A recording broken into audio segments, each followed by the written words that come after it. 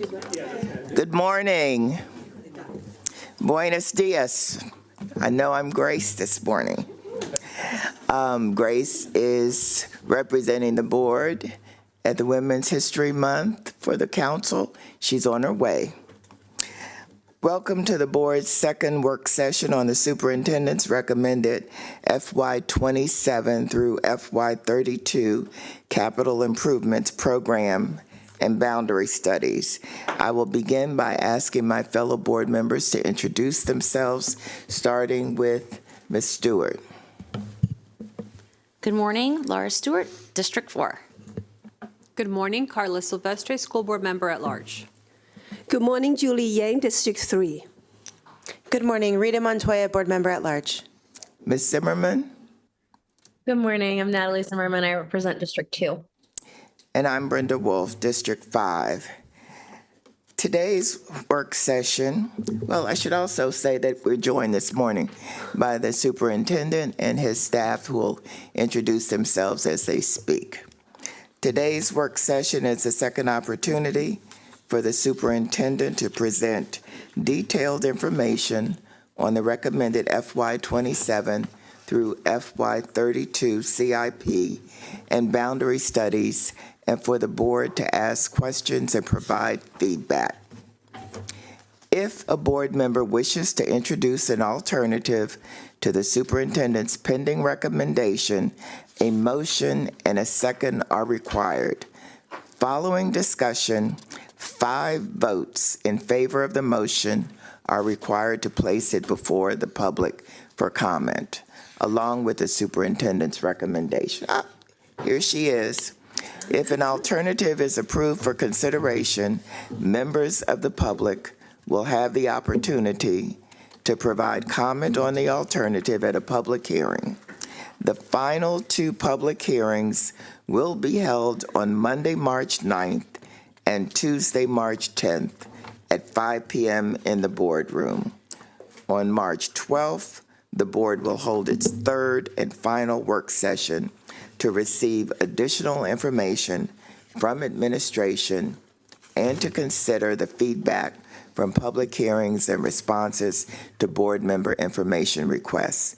The board will take final action at its March 26th business meeting. With that, I'll turn it over to Dr. Taylor. Thank you, Madam President, Madam Vice President, members of the board. We're delighted to be here today to do a number of things. The first and foremost is to answer some questions that the board members have submitted, as well as questions that we've heard from some of our board's public hearings. We're also going to confront some myths and some misinformation and provide sources of data for the board to review that support our recommendation for the board's consideration, and we are also going to introduce a couple of alternative options that have been suggested as part of the board's process, just so that we're leaving no stone unturned and allow the board to reflect and opine on that as to whether or not they want to move forward with an option or not. And that really is the crux of today. We have a jam-packed agenda, so I'm going to stop talking and turn it over to the experts. Mr. Adnan Mamoon, our Chief Operations Officer, will take it from here. Good morning. As Dr. Taylor has already mentioned, we do have a pretty robust presentation. If you could go to the first slide. We will start with talking about, just a reminder for everybody about the process. We did start talking about this last year when we went out to the public. We will, just a quick reminder, if you could go to slide 1, we will remind everybody about the process, where we are in the process, and then we will go through the enrollment projections and development pipeline. We received a lot of questions about those. We will talk about special education consideration, regional program assumptions and process update. We have our program team member, Ms. Franklin, here to lead us through that part of the presentation, and then we will go through some follow-up questions for both the Woodward, Northwood boundary study, as well as the Crown Farm High School and Damascus expansion study. Next slide, please. Just a quick overview just walking everybody through the process that we have gone through so far. In April of last year, we did start our initial information session where we started talking about about how the boundary study is going to progress. In May, we did have our first set of options, and we held our public information sessions. And then, we had virtual office hours in June, allowing people to have more opportunities to provide us with feedback. And we did synthesize the feedback between, in the summer, and then went back out with the second set of options, A through D, in September of 2025. And then we have held public information sessions in October 2025. And then, in November, we had some additional options developed, and then we had additional programs and boundaries sessions in November. And then in December, we had public information sessions for additional options E through H. And now in the process of discussing superintendent's recommendation, we're going through the public hearings. Next week, a couple of more public hearings as well as in a work session, and then the board will make a decision in March 26th, 2026 session. Next slide, please. We did have, beyond the large public engagement sessions we talked about in the previous slide, we also had targeted efforts from our Division of Family and Community Engagement as well as Division of Communications.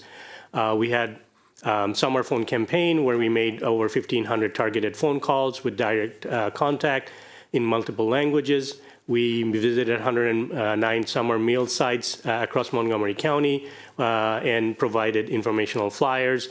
We had community events at National Night Out, Back to School Fair, and other parties. We held Facebook Live sessions, over 3,000 views in July of 2025, as well as more than 3,000 views in November 2025. Targeted community mailers were sent out, provided in different locations like laundromats and libraries.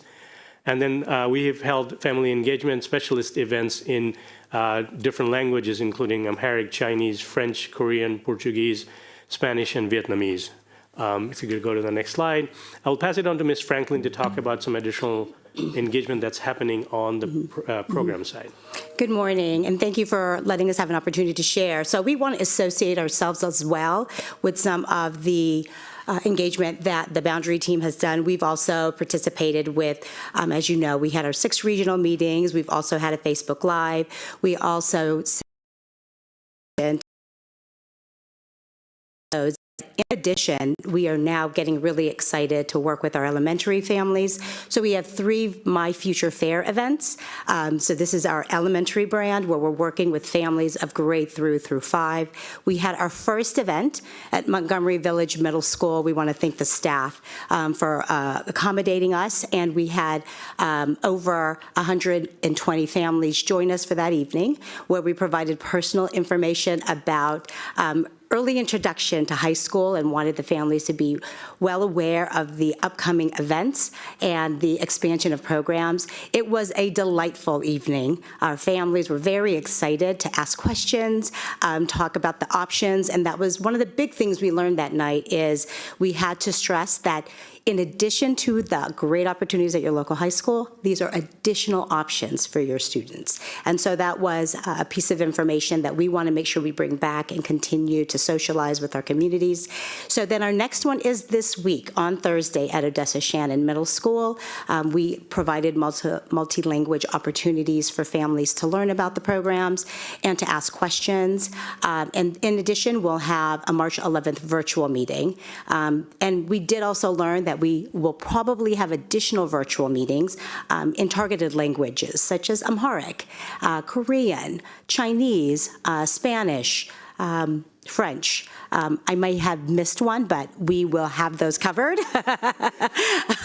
But we recognize that some families are not always able to come out on the same nights at some of these events, but they do want the information. And we have a fabulous family engagement team that's willing to help support us. In addition to that, we will be sending out a parent survey for families of grades 4 through 7. So that's going to be during March 9th through the 20th. And the reason for that that is it's threefold. The first is that we want to gauge the interest of our families in terms of program interest. So when we get that information, that's going to inform our continued work about our expansion of programs. The next part of that is where we might have some gaps in information in some of our own materials. So if families say they need more information, we'll be able to gauge that and start addressing some information.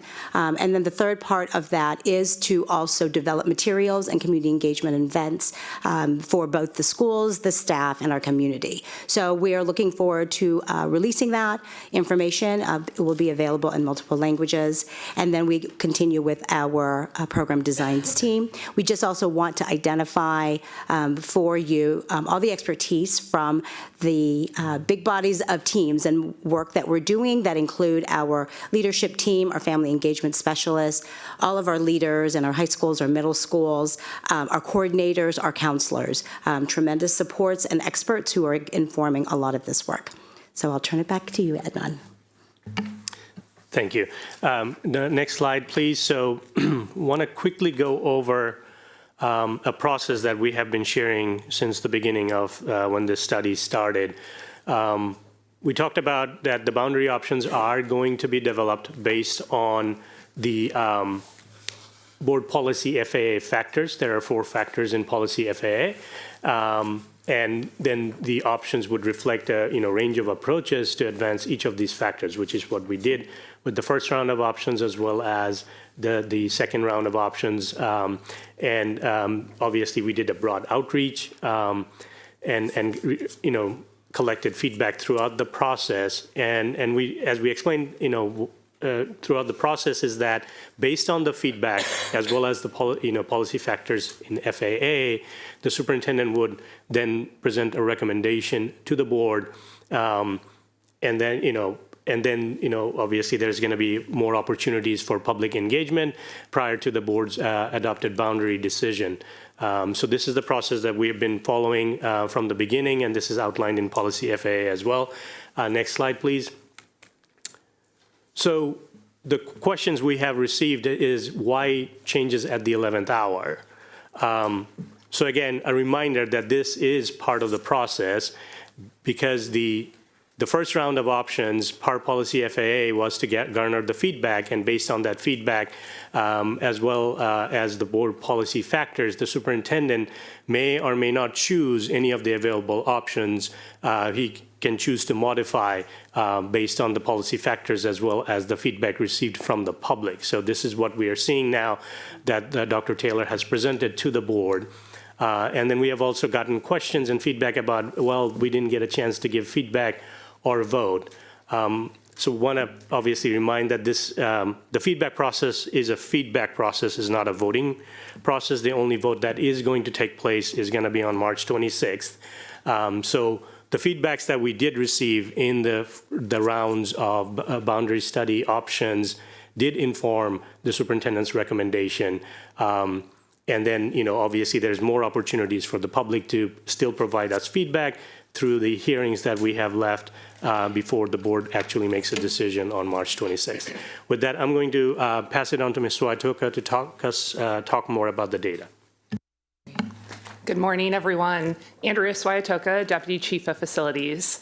So the next 2 sections, if we go to the next slide, please, I'm going to take us through the data. We're going to talk both about enrollment projections and student generation rates, as well as housing development in the pipeline. We are getting a lot of questions, concerns that our data is not accurate.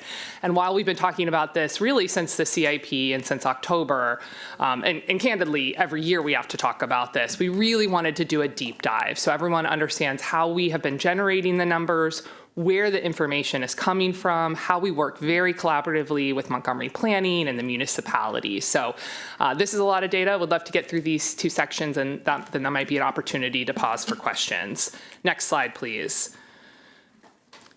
So we continuously are receiving questions and quotes, and we hear this in the public testimonies. We've had problems with really bad estimates from MCPS, and I want to sort of, demystify that a little bit and walk you through how and where do we get our data, right? We pull from the state of Maryland. They give us the resident live births. We, again, work collaboratively with Montgomery County Planning. for looking at the housing pipeline and the student generation rates. And we have an attachment as part of this that we have shared every student generation rate by cluster, and we'll talk about that in some upcoming slides. In partnership with the county, we also look at the two municipalities, City of Rockville, City of Gaithersburg, and their housing pipeline data. And then certainly we use that information to help do our enrollment projections. And we also certainly have to take into account our actual enrollment. What are we seeing? What is that enrollment number that's coming in? What's the official number that we get to in November of every year? Next slide, please. So let's talk about enrollment trends post-COVID.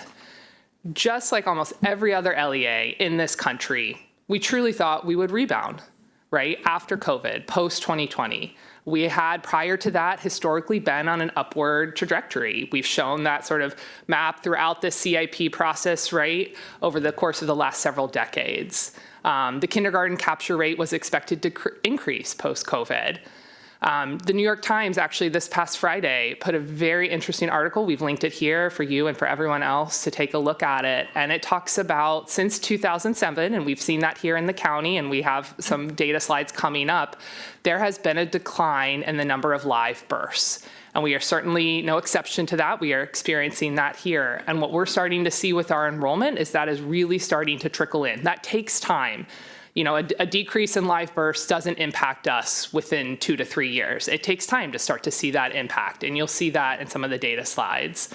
And again, just emphasizing this is not specific to us. This is happening all over the state and the country. Next slide, please.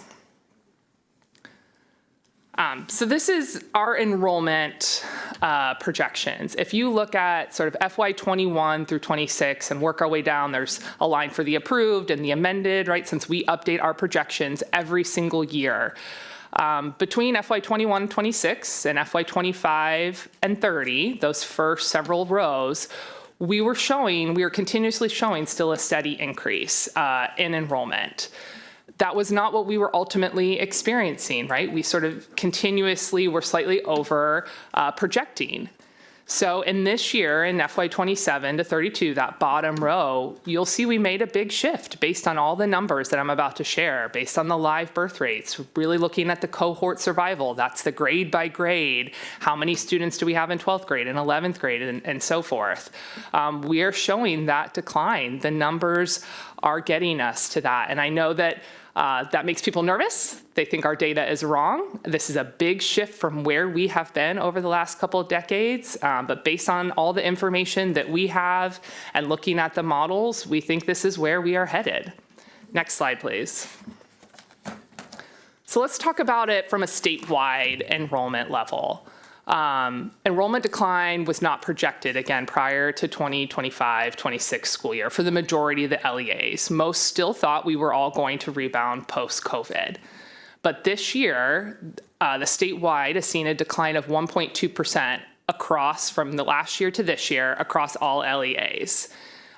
We are on this higher end of that. MCPS has seen a decline of 2% from school year 24-25 to school year 25-26. And again, these numbers are based on pre-K through 12.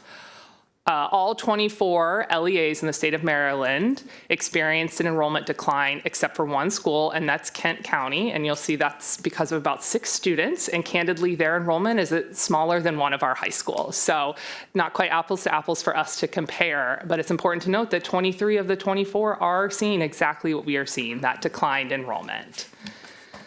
Next slide, please. So we're going to walk through, you'll see this slide repeated a few times as we break out kind of section by section. So how is enrollment projected, right? It's one of the biggest questions we get asked on our team all the time. When we look at that, we start with something called cohort survival. That's the grade by grade, how many from the current kindergarten class move into first grade. And I'll show you a graph of what that looks like. We also take in consideration the resident live births. That really impacts our kindergarten class coming in, but it also helps us look at, how is that going to trickle as we move those kindergartners to first grade and first grade to second grade. We also have to take in other considerations such as the economic and migration patterns. Then the next step, we also need to layer in the important data that we get from Montgomery Planning and the municipality municipalities regarding the housing pipeline. And I know this is where people are having certainly a lot of concerns that we are not including that, and we'll have slides that walk us through. And then the final step is we review and consider impacts based on special programming. So we also in this deck have slides to talk about special education, how we factor that in, and then certainly all the regional programming conversations that we are talking about. All right, so let's dig into the first section. Next slide, please. So specific to sort of our county and our LEA, what enrollment factors? First step for us, we're looking at that declining resident live births. This is a primary driver of our enrollment declining. And again, you'll see that it's been declining since 2007. It was a much slower decline for a while, and now we are seeing a much more rapid. The annual births dropped from over 13,000 in 2014 to under 11,000 in 2023. 2023 is the last data available from the state. We should have the 2024 number very soon. We're also seeing a decline in the international enrollment number. We've been talking about this since the fall as well. So from July to September of 2019, we cleared 2,793 students. And during that same time period for 2025, we only saw 1,230. So that too is having a significant impact. And then less tied to very specific numbers, but certainly in partnership with Montgomery Planning, Montgomery County, the housing affordability does have a factor on our enrollment. And then in addition to the housing development pipeline, so that would be new housing that is constructed and built, the change due to turnover of existing housing does actually often exceed our enrollment change more than just the development does. Next slide, please. So let's talk about the resident live births. Here's a graph that shows starting from 2000 to 2023, that's the latest state data that we have available. You'll see that the live births peaked in 2007 at the 13,843. Again, there was a slow decline, but still very much a decline from the 2007 to the 2016. And then we see a more rapid decline. And that is what we are starting to see come in, again, to that early elementary grade. We are now below 11,000 when we were almost at 14,000 births in 2007. Next slide, please. A few other factors for us to consider that are part of our enrollment factors are the net withdrawals that we see for both homeschooling and private school. So this does not represent necessarily how many left, because certainly we get people that come from homeschool back into MCPS, but this is the overall net withdrawal.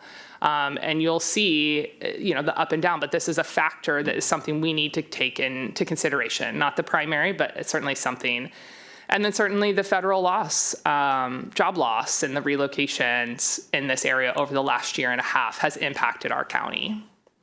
Next slide, please. So we reference cohort survival. This is a very common term that is used in enrollment projections, not just by MCPS, but a well-known practice. And I want to break down a little bit as to what that means. So the cohort is really that grade, that kindergarten or that first grade. And it's the average growth or decline from when they were in kindergarten to first, or now they're moving from first to second. So if you look at the table in the chart here, if you follow the diagonal, let's start at the top left, and you have the 85 for the kindergarten. The next year, if you follow that light pink diagonal, they're going from kindergarten to first. They go up slightly. Then maybe they go up one more the next year.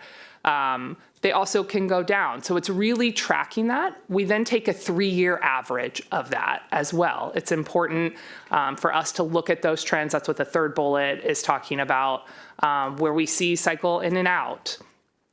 If you look at the 5th grade, this is where you start to see some of the impact to the birth rates, right? So we go from 126 down to 97 to 114 to 117, but overall, if that grade continues to decrease, it has a ripple effect as we work our way up.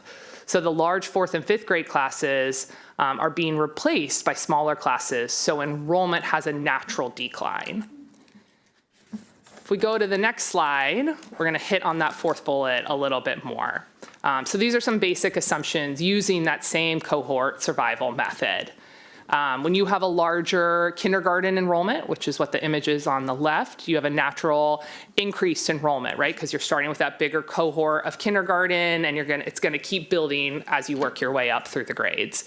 If you have a smaller, which is what we're experiencing right now, kindergarten, the image on the light green on the right, you have a natural decreased enrollment projection. We're seeing a smaller, and so our bubble is at the high school level right now, and it slowly works its way down, and it gets smaller year over year with each of those grades.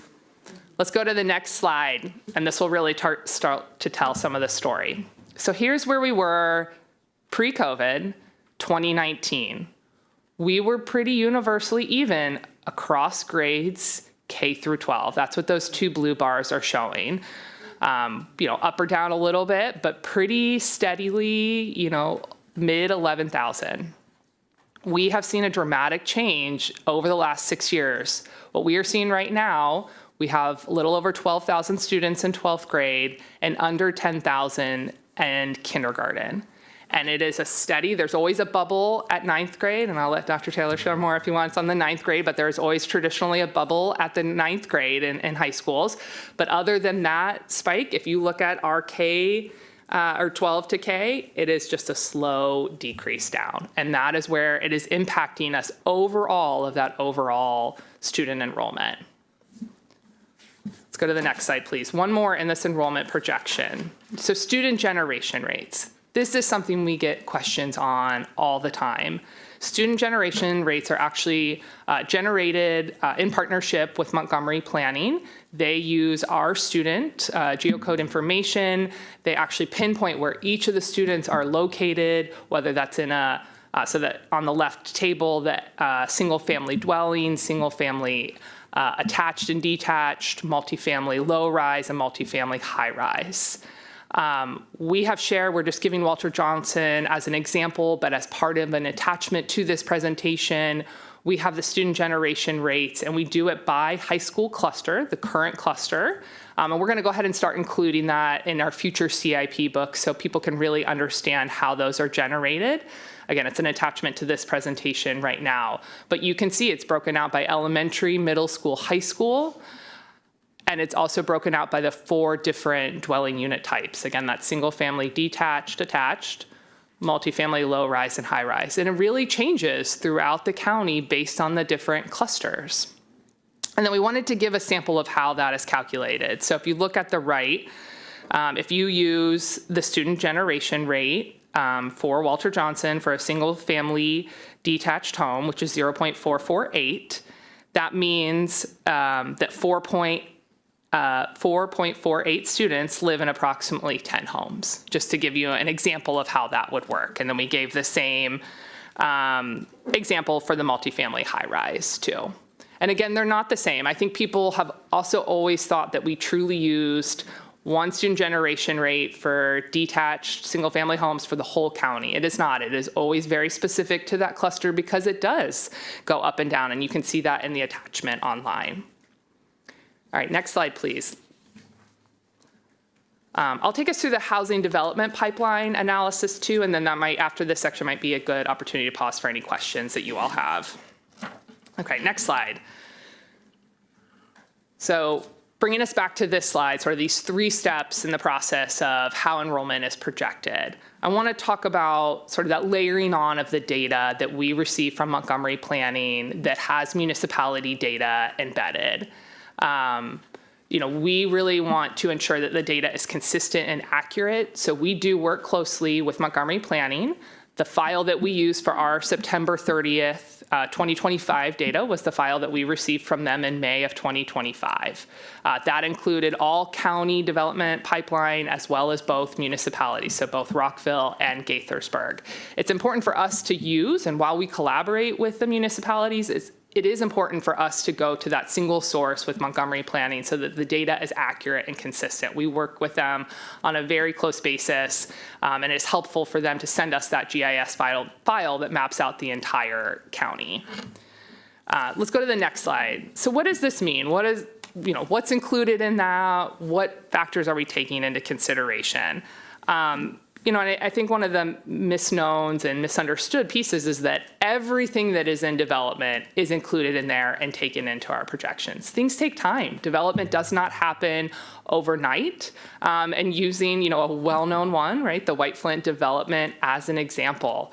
And this is specific. There's the White Flint sector plan, which is much larger and takes into more areas. This is just the White Flint development itself. Currently, their thought is 2,500 units, but to date, 0 have been built and no site plan is approved. So this is not currently factored into our projection enrollments. Without that either preliminary plan or site plan approval, we are unable to take that into consideration. And we broke it out, what's been happening really since 2011. So we're talking about 15 years at this point that we've been having, and they've been working through it. We hope it's in certainly a great interest of the county over time that this does get developed and built. But until it moves through further into the process, we are unable to take that into consideration for our projections. So just wanted to give that as an example. Next slide, please. So a little higher level. I want to pause here for a second. This is taking into account what has been built in terms of housing units. And when we say housing units, that could be a single family home, that could be a multifamily low rise, high rise, it's everything. It's all encompassing for a dwelling unit. The line on this chart shows from 2000 up to 2024, how many units have been built. So we've added almost 16,000 units. Yet, we have lost 6,000 students in MCPS in that same time frame. And I know Dr. Taylor wants to add to this one. No, I just want to pause here so that our media also has a moment to absorb the slide.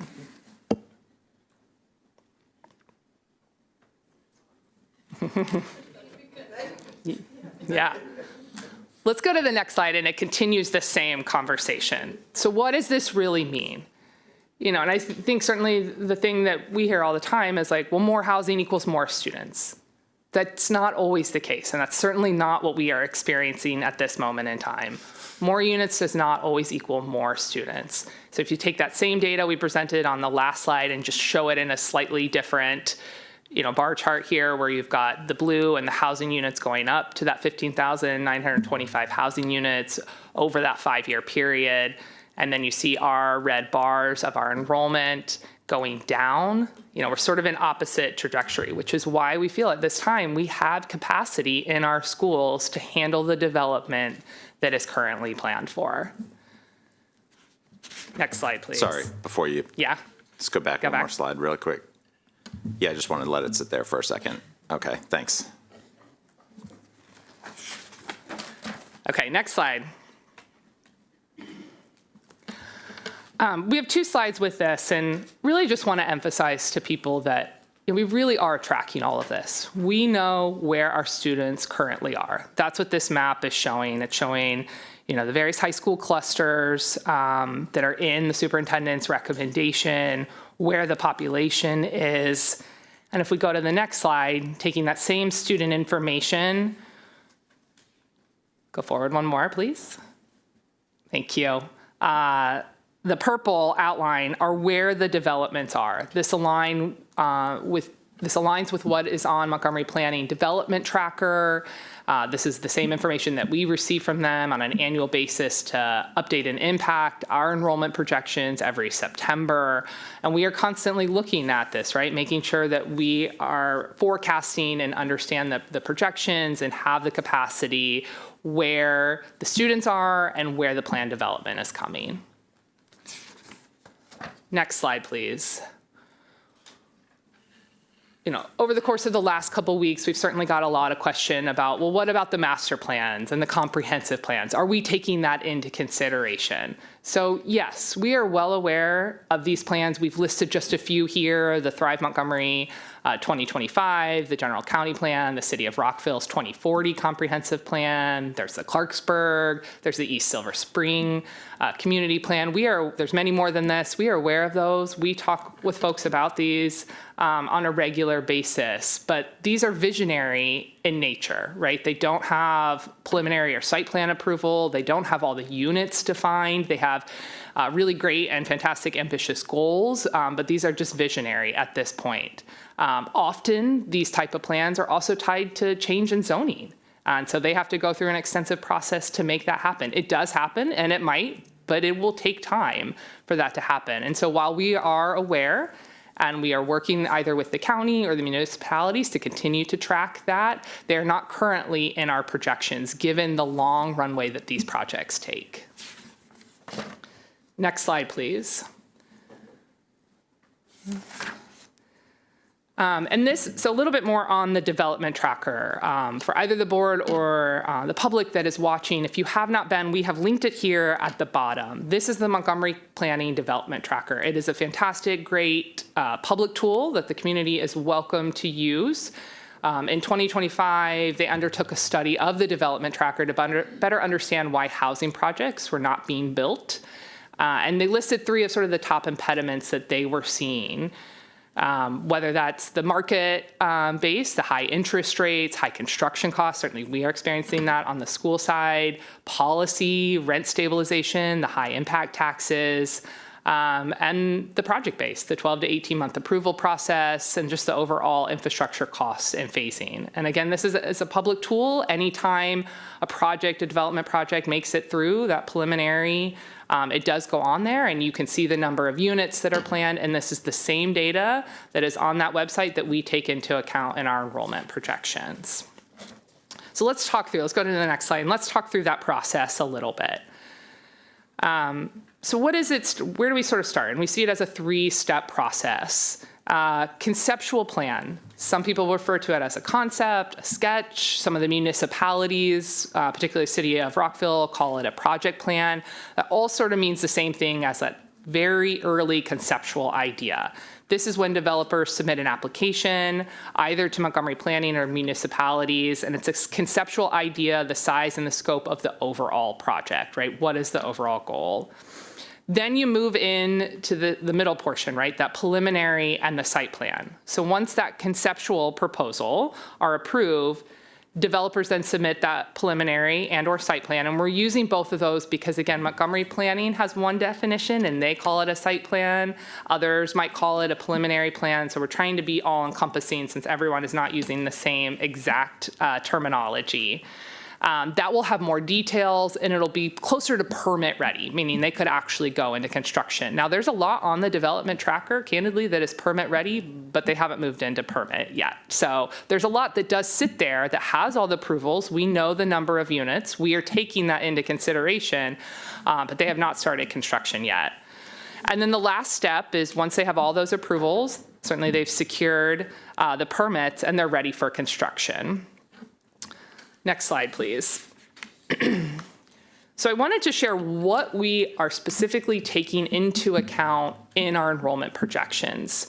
So as of what was transmitted to us, again, back in May of 2025 with Montgomery Planning, takes into account the 2 municipalities, there are 32,000 unbuilt units in the development tracker that we are taking into consideration in our enrollment projection. So we're not just only baking in what our current enrollment is, we are layering this in over that 6-year and sort of the long term. And what we broke it out on the bottom are the current high school boundaries. So where are those units falling relative to the high school boundaries? So you can see almost 50% of the 32,000 fall currently in 2 high school clusters. That would be Walter Johnson and Bethesda Chevy Chase. Then you can see the rest and sort of breaks down. If we go to the next slide, we wanted to share that same 32,000 units, again, unbuilt units that are in the development tracker, and how that translates to the superintendent's recommended boundaries. They're actually pretty evenly split. The Walter Johnson on the previous was about 10,000 units. They're pretty evenly split between the proposed current boundaries of WJ and Woodward. The rest, you'll see some changes between like Wheaton and Kennedy because of us moving maybe an elementary from what's currently in Kennedy over to Wheaton. So you'll see some of those changes. Again, same overall 32,000 units, just trying to give a sense to people of where these units are based on the superintendent's recommended high school boundaries. Let's go to the next slide, please. Certainly because of the impact both to Richard Montgomery and Wooten at Crown Farm and the impact of that boundary, we've received a lot of questions and information around the city of Rockville's pipeline development. And so we wanted to sort of break down the information that we have and how we have used it. So the city of Rockville recently shared updated pipeline development to us and to the county in this past January of 2026. And this is exactly how they have broken it down for us.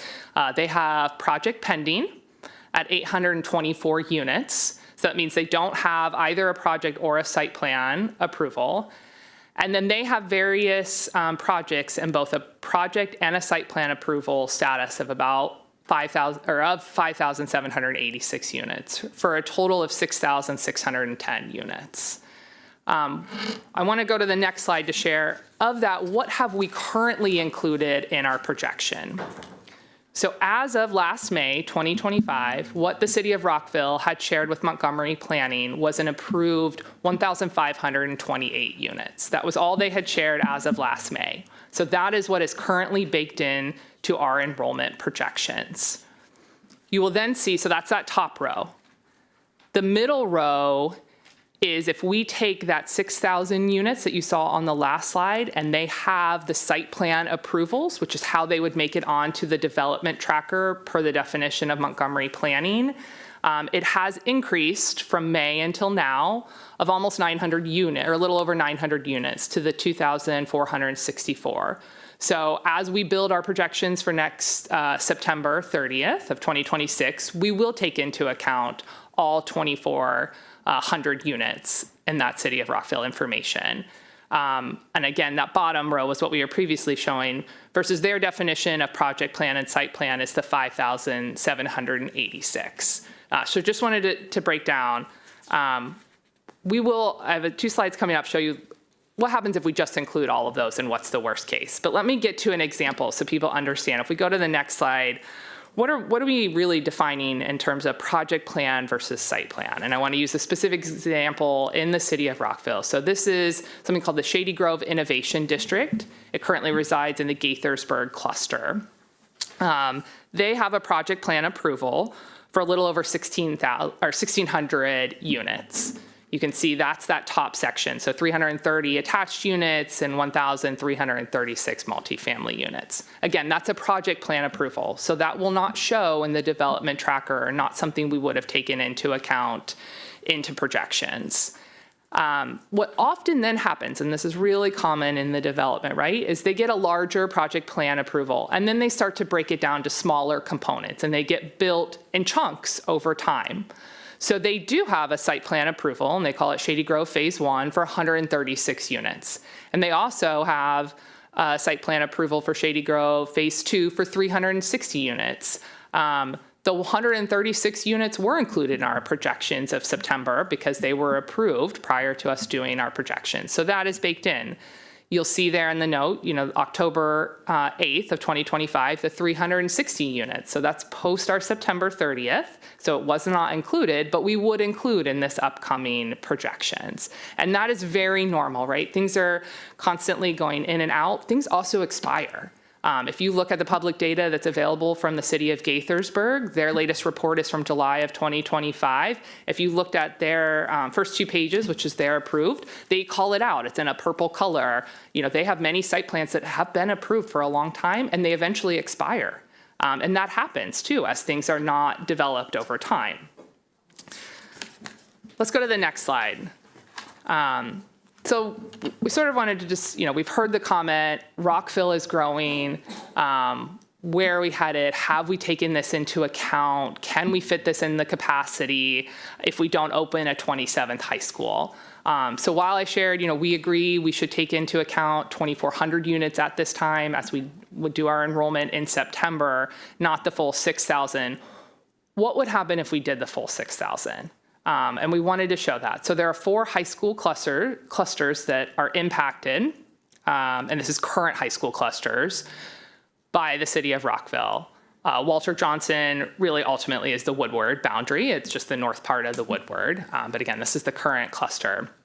If we take each of those 6,000 units, put it into the appropriate cluster, and run a student generation rate based on the high school numbers, we are seeing 400 students from these 6,000 units.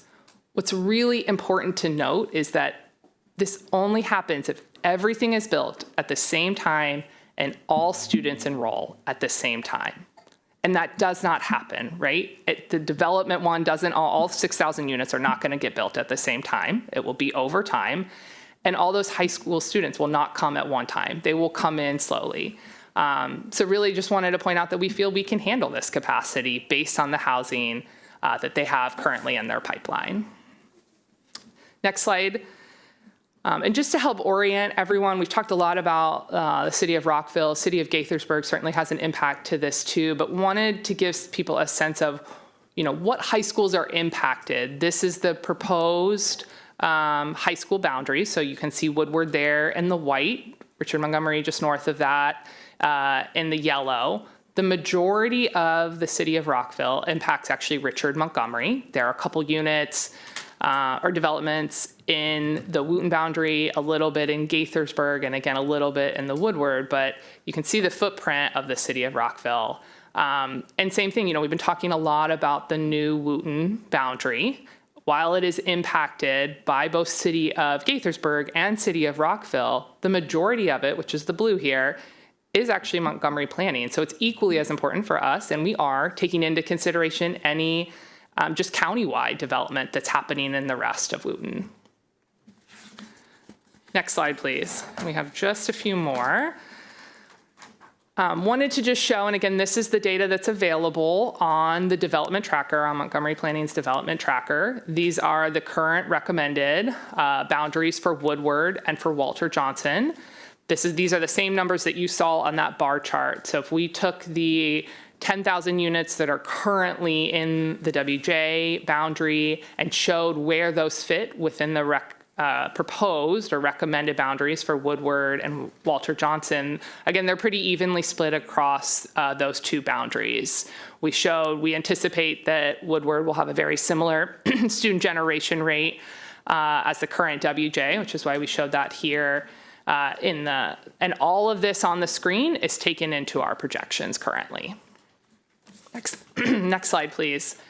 We also wanted to do, just because the WJ and the BCC ones have the most development, again, just want to emphasize that between those two clusters, they take about 50% of the overall housing development pipeline, the units, at 32,000 in the entire county, just between those two clusters. So that's why we wanted to break these two out.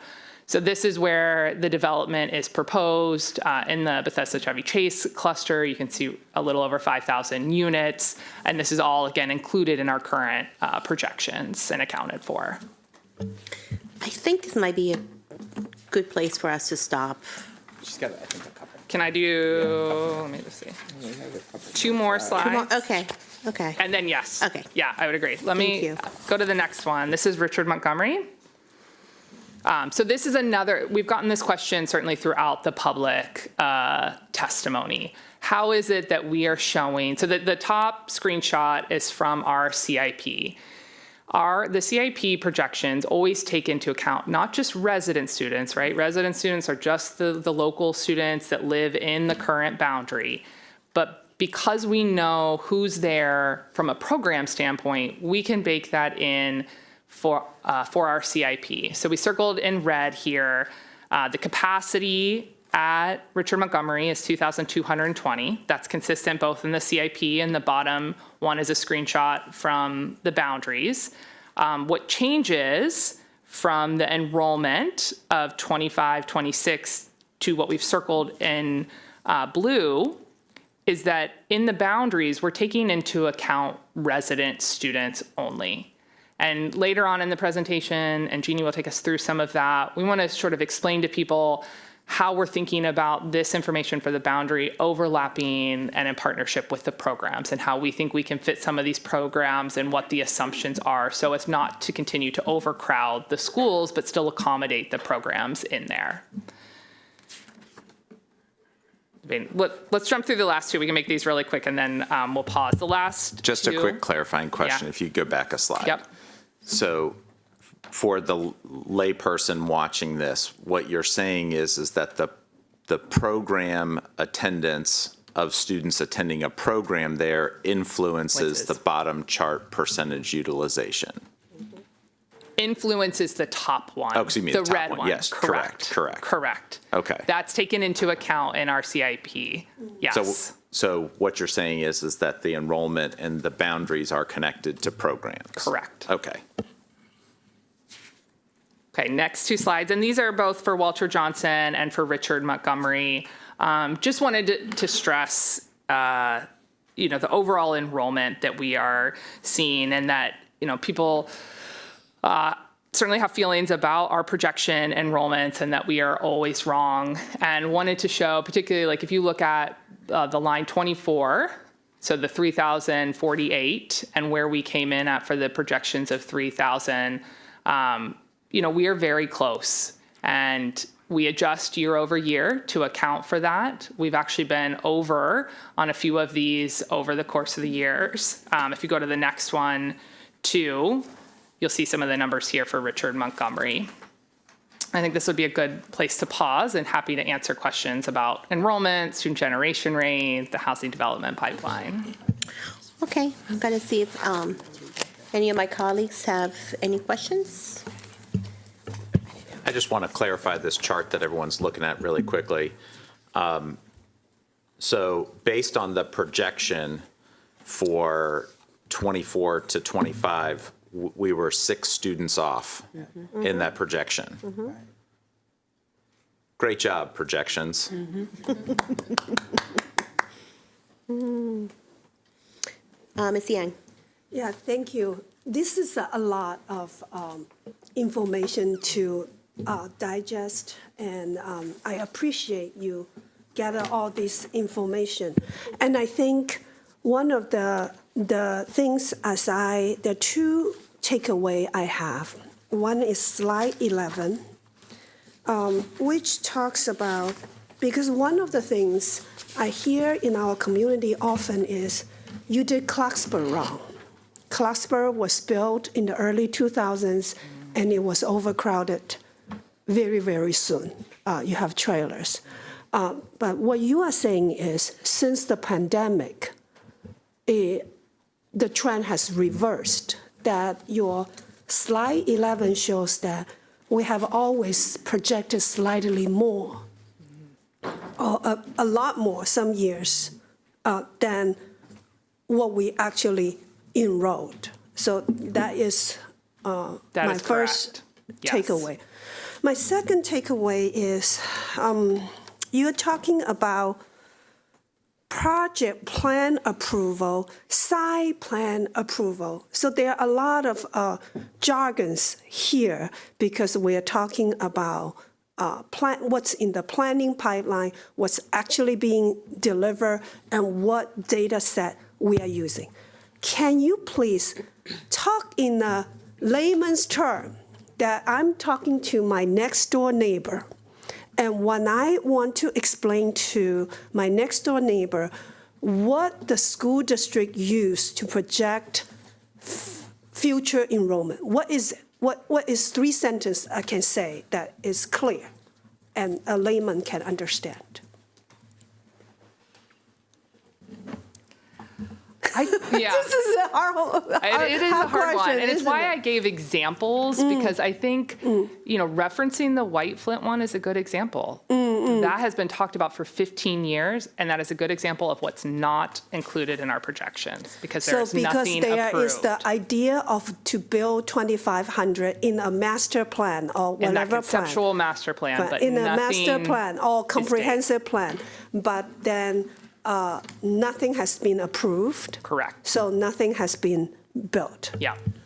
But more importantly, we have looked at plans like that, and like the plans that other municipalities have put together, and we have considered that and asked ourselves the hard question, could we accommodate this if they came to fruition? And the answer is yes. So you have built in some project plan that's approved, but that might not been built yet in your estimation. Correct. There's a lot that's in our projections that hasn't started construction that we are making assumptions that they will start construction. I mean, a lot of what you see, right, on the development tracker for Montgomery Planning, most of that hasn't started construction, but that is included in our projections. Then I need to understand one thing you said throughout to say you use different housing generation rate for different high school cluster. Can you elaborate that a little bit? Like why you use different generation rate for different cluster? Did I understand that correctly?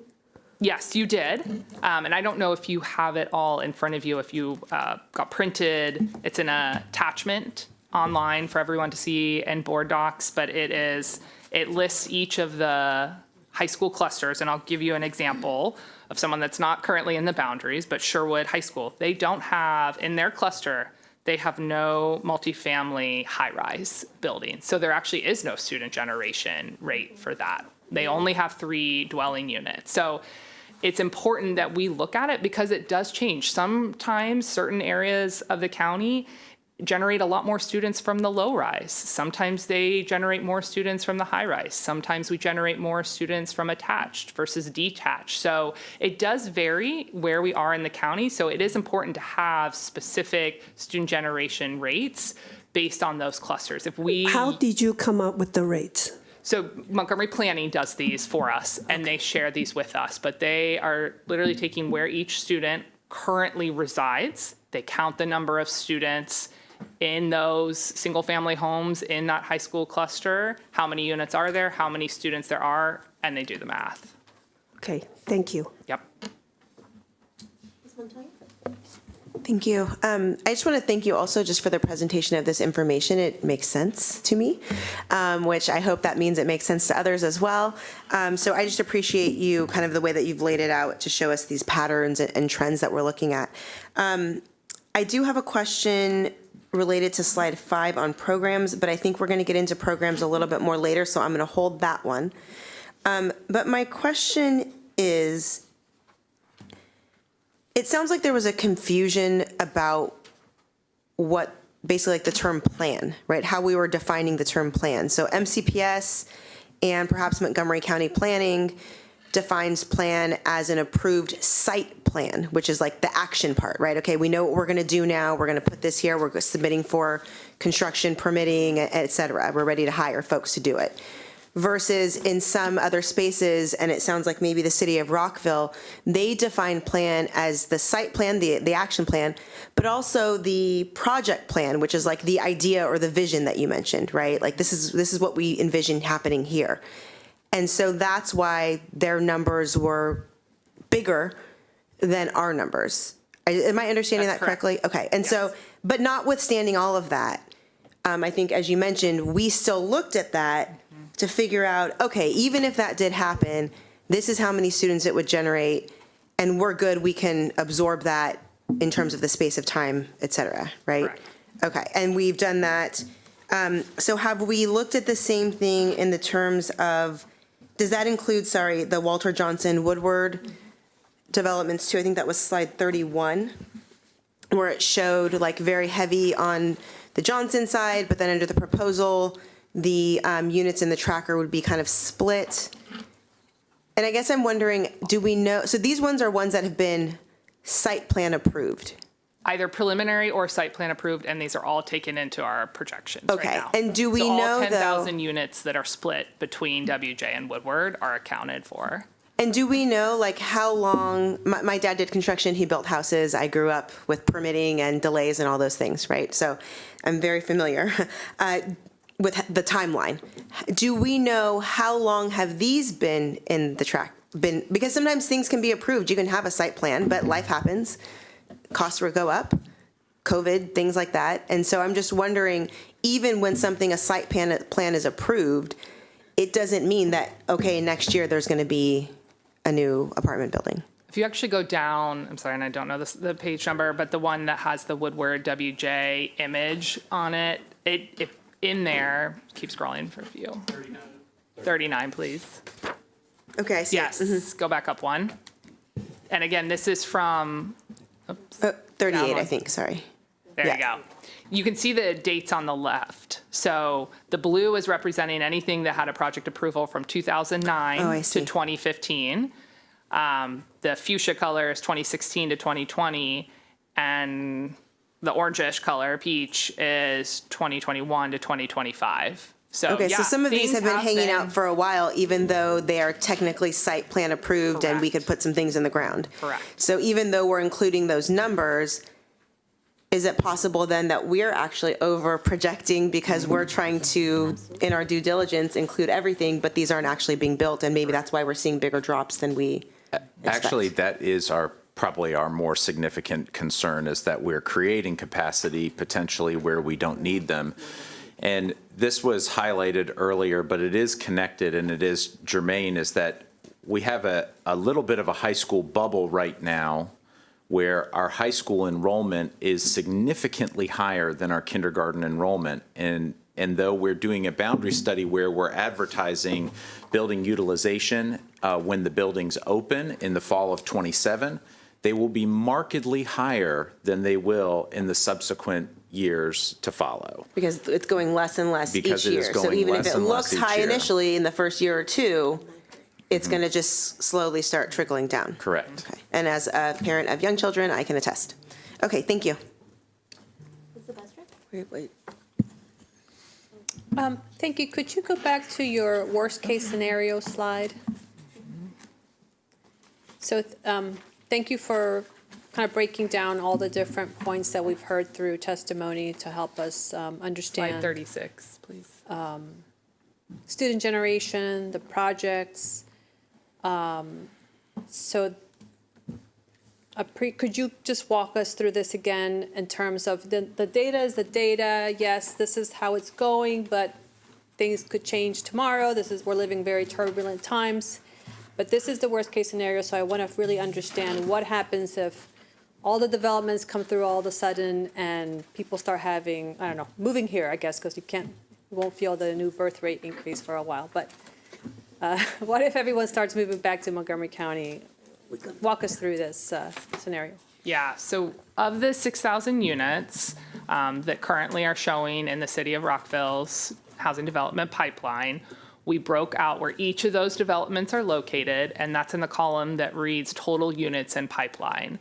So we mapped where those go, where they fall within the current high school cluster. So we're showing of that 6,000, 2,227 fall in the current Gaithersburg High School cluster, and you can work your way down.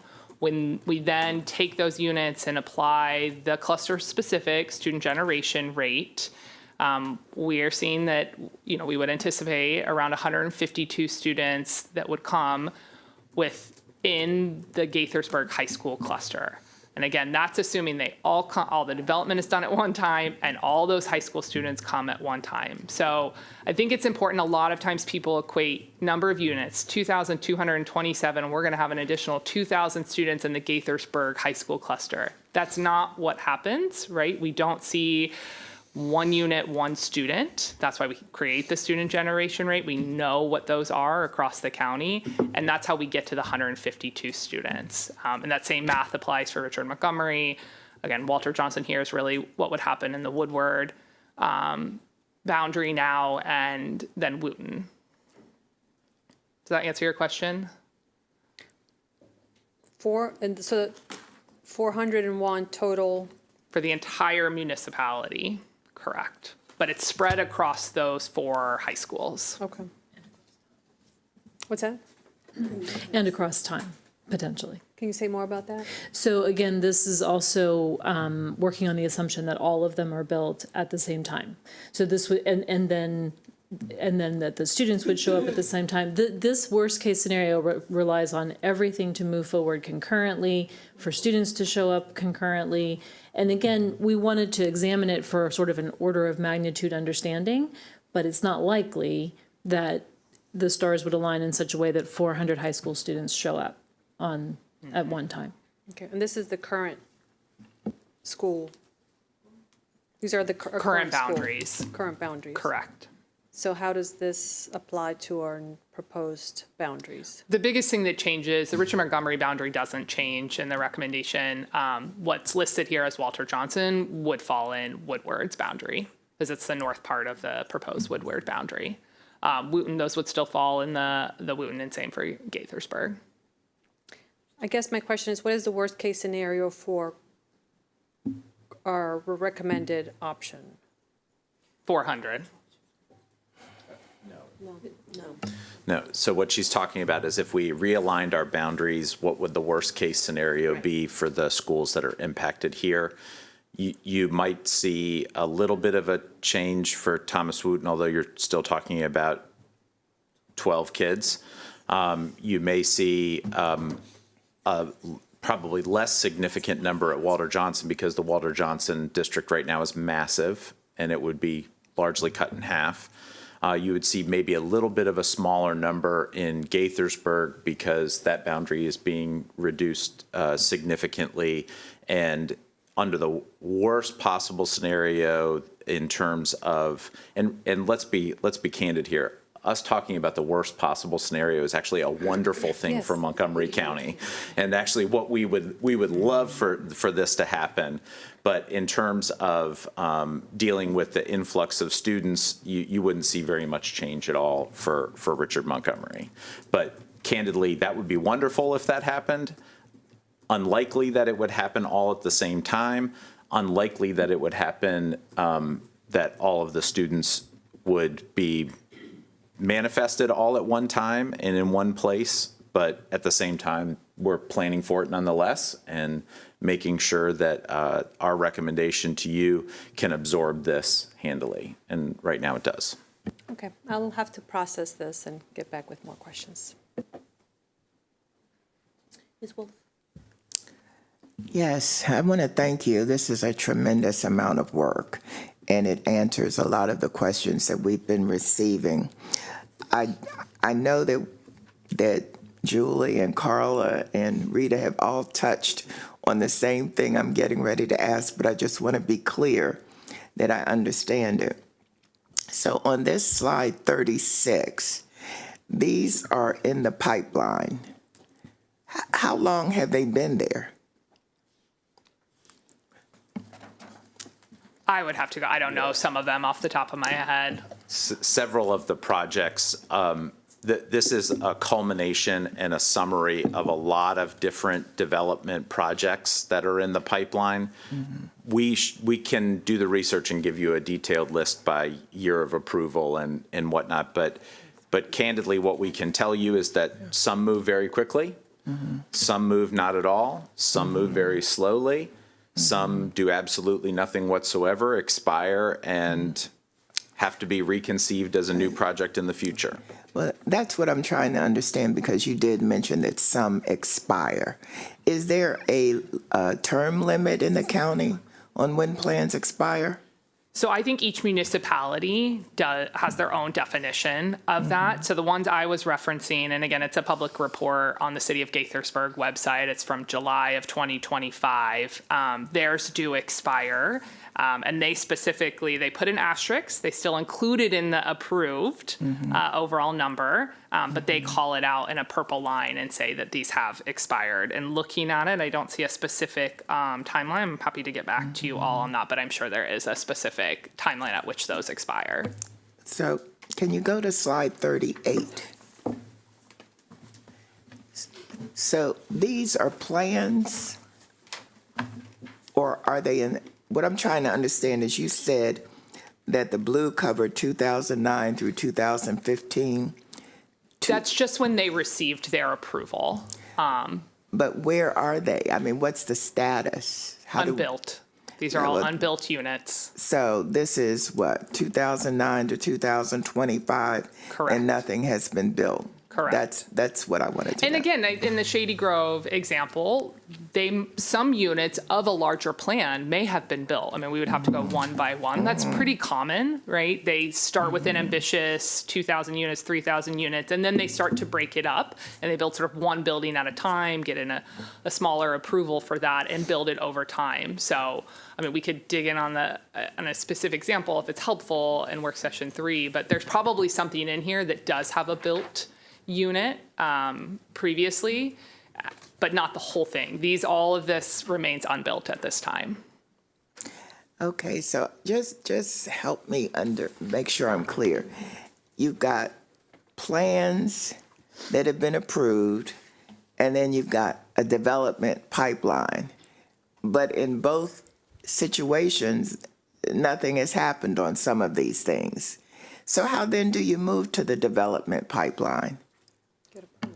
Once you have a project plan approved like this, the site plan, you are in the development tracker. Oh, okay, so you could be there for years. Correct. Okay, thank you. Correct.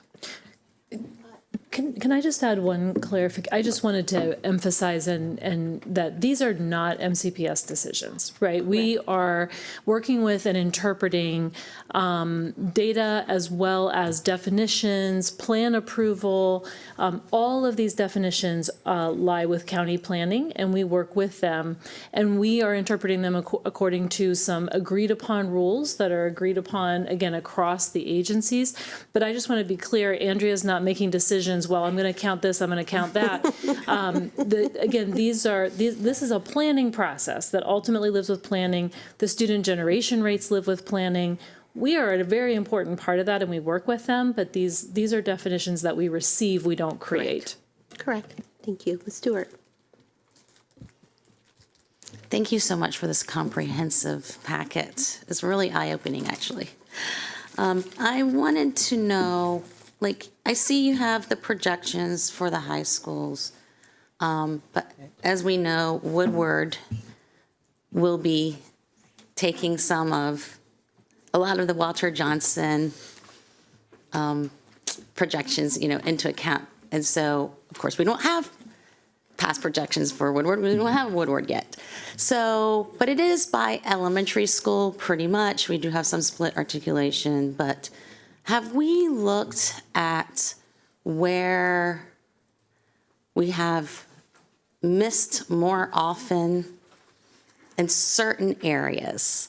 Just through time, it seems like we have certain hot spots where maybe more kids are generated than we expect, and it's only in a few areas. Have we somehow taken into account for areas where maybe the growth does end up exceeding what we expect more often in the past? We can definitely look at that and bring that back to you all in the third work session. I think the Clarksburg one that Ms. Yang brought up is a good example. We've said this throughout the last several months. We are not saying that enrollment is going down everywhere. There are still, if you look in the projections, Cabin Branch Elementary School that currently shows up in the Seneca Valley in the CIP book, you'll see that their enrollments are still going up by over 100 students in the six-year projection. So we're not saying that every single school. That's probably one of the best and extreme examples in the elementary state. And I've been out there. We've been working closely with the principal. She's trying to figure out how to manage all these students, and they're going to continue to see an influx. And then it will level out and it will go down, right? As they finalize all the buildings that are there. People, I think, you get the influx, especially at the elementary, because new families move in, they have the younger, and then they stay. And they're going to keep going through the middle school and high school, and unlikely that they will move out. So there are areas like that. Again, I think that's one of the extreme ones we're going to see for the next 6 years at an elementary level, and we need to account for that. And then it'll level and possibly go down, too. We saw that at Wilson Wims and a few others. I think there's certain areas where there is plans for growth for a very long time, where it's not just like a one and done. And so I have a lower tolerance for close numbers in those areas than in others where, yes, you can see it's a single family neighborhood. We only have so much land. You build it, and then it goes through its process. But in some of our more dense areas where there are plans for growth going forward into many years. Now, how fast that gets built out is always a question, but this is where I think it would behoove us to look back to see where have we missed in the past, just as kind of a hint where we might want to be more conservative in our thinking about the tolerance we have for capacity rates. So I want to introduce just maybe a thought to consider that past performance is not an indicator of future performance, particularly in this dynamic because we've been on a 40-year growth approach for MCPS for quite some time, and now we're experiencing a period of decline that's also reflected not just in the state but nationally as well. Looking beyond our high school enrollment right now, and looking at our K-8 and even our pre-K indicators, we are looking at cohorts that are 2,000 students fewer than what we've been used to for the last decade. This is a substantive drop in what we would expect, largely tied to birth rates, although there are other factors clearly at stake. I will say this, a lot of credit to the Board of Education of the past in making the decision to reopen Woodward High School. Clearly, the indicators were pointing that South Rockville in this particular area, or North Bethesda, was a high growth area, just like what you're talking about, Ms. Stewart, and being sensitive to that is going to be critical. I think it's worth even some thought around what the elementary and middle school outlay looks like in that space as well to organize it a little bit better. Those are going to be features that we consider. But to Ms. Swayatoka's point, I think we're in a new paradigm. And looking at our historical numbers and our historical approach, we may be looking at things or have to look at things through a brand new lens that we maybe are not as comfortable looking at. And that even though we may have pockets of high growth, those pockets of high growth are going to be tempered by these bubbles that we are seeing that are quite severe. I want to clarify that I am not questioning the numbers that are being presented to us. I'm talking, the only reason why I brought this up is because I myself might have a lower tolerance to how we come in at capacity or even very close to capacity in some areas and in some other areas, just because I might want just that little extra cushion, just in case. So we don't open a school and then end up putting up portables in 5 years. I'd rather try to avoid that. So that's just me being a little bit conservative, but I think you're doing a great job on getting us these numbers. Okay, we're going to do one more question each. So, Ms. Sylvester, if you have a question? Yeah, I'm going to slide 32.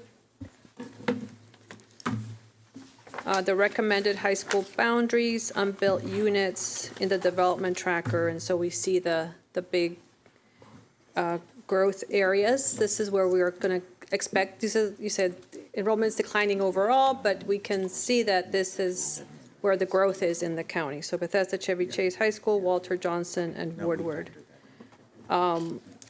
So you're also saying that more development doesn't necessarily mean more students. And then back to the cushion. So how do you come to your decisions, your recommendations for example, I think for Crown, we're at about 95% capacity, if I'm remembering correctly. Can you just kind of walk me through your process of, okay, you see that this is a high growth area. You know that units don't necessarily turn into students, but you have a generation number to help you come up with that.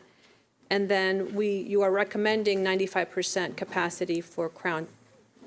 Could you just walk me through your thought process so that I can understand how all of these factors come together to for a recommendation? Because it does seem high, to Ms. Stewart's point, in terms of building in cushion, given that it's a high-growth area, but may not generate as many students. So I'll start, and then Ms. Swayatoka will add all the extra good pieces of information. The first thing to consider is the high school bubble, is that the cohorts right now at high school are 2,000 or more students per cohort larger currently at high school than they will be projected based on our K through 8 enrollment. So right out of the gate, we will be dealing with significantly fewer high school students across the county, and there will be excess capacity created from that. So right there, that is an 18% differential on what our current high school enrollment is right now. So even though we may open at 95%, what you are likely to see, at least for a short period of time, for the foreseeable future, which is a narrow window, but for the short period of time, you're likely to actually see enrollment declines at each of those high capacity schools, at least initially, until there is some sort of dynamic change, or there is some sort of development or a move to Montgomery County, which would buck national and state trends. I think one other note that we could make, and again, you may want to add details to this, is that the 95% does not reflect the full amount of Crown's potentially, that building's potential future footprint. And so there would actually be room for growth in that building should we need to incorporate that in the future. Can you say why? I'm going to let Ms. Swayatoka be more specific about that. Yeah, we actually have a slide coming up in the follow-up questions that show, it's pretty typical for us in any design project to do. We actually built out the shell space, but we always show a master plan addition. So we know where utilities are, we have set aside, and I'll show you on the screen again in an upcoming slide, where we think we could build an addition for 500 students should we absolutely need that at the Crown School. But so that we don't have to enlarge, when we say core spaces, the cafeteria, the gymnasium, the auditorium, we build those for the larger capacity for the 2,700, not the 2219, which is the classroom spaces that are currently being built at the Crown facility. Great, thank you. Yes, in the last few weeks, one of the questions that statement that kept coming up was we have a CIP book, for projections, and it was brought to our attention that our CIP projection did not excluded Rockville and Gaithersburg plans when in all other clusters, all plans were mentioned. I want to get a definite answer that in our projection, did it include the City of Rockville and City of Gaithersburg's comprehensive plan or whatever, all the plans? Yes, and if you go to slide, let me tell you the number, 34. Mm-hmm. The municipalities transmit their data to Montgomery County Planning, who then ultimately shares the overall county plan with us. Okay. So what specifically the City of Rockville had shared with Montgomery Planning as of May 2025 was the 1,500 units. So that is what's built into our projections for September 30th. Okay. They have since received additional, and that's a normal process, right? They're always going to continue to approve different, project plans and site plans. So since then, in October, they approved additional plans, and so now their number has jumped from the 1,500 to the 2,400. So when we do another round of projections, we would include that 2,400. So you are including future plans? Correct. Okay, so one last clarification on slide 40. This is a question we have gotten during hearings and comments, is that your projection shows you lack capacity, But when you do the plan, when you do your future boundary drawing, it shows that this school is under capacity. I think the example used was for Richard Montgomery is this slide. So say your explanation one more time. It has to do with programs. So in the top row, which is a screenshot from our CIP projections, we take into account not just resident students, which is what the boundary did, but students that are already in the programs. And Richard Montgomery, has a big program for the IB there. So those students are baked in. We have a couple slides coming up with Jeannie and team on the programs that show, because of when the CIP was built, it doesn't have all of the new region model program that we've been talking about for the last several months. We think this is an excellent place for the county to move into so that we can better balance the utilizations and have more programs for students to attend, which will solve for some of the issues and overcapacity that we have had at Richard Montgomery for years. And we will touch on that as we talked about that later on. Correct. Ms. Stewart, one more question? Yes, last question. So you've talked about, since the original data tables came out, there's more information and more site plans approved. You just mentioned some. What are we going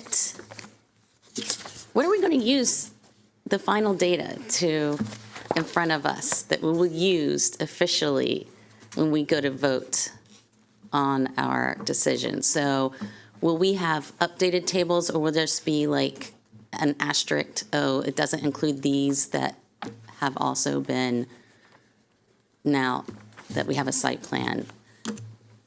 So what? The data tables that we presented as part of the superintendent's recommendation on February 5th are exactly what you all will use unless you request and propose an alternative. But there won't be new data provided other than what we've been providing in this work session and in the next work session. Okay, I just want to make sure that we're all on the same page so people understand the numbers that they see, what it actually represents. And then we will also have maybe some kind of addendum that shows other projects that have been site approved since then. I think maybe that it's just good to know what the public sees so they understand that we are using good data. Thank you. My turn. Can we go to slide 25 very quickly? And I think it's important to know, and just to, again, we had a lot of information, that this slide it talks a lot, I think, to our discussion.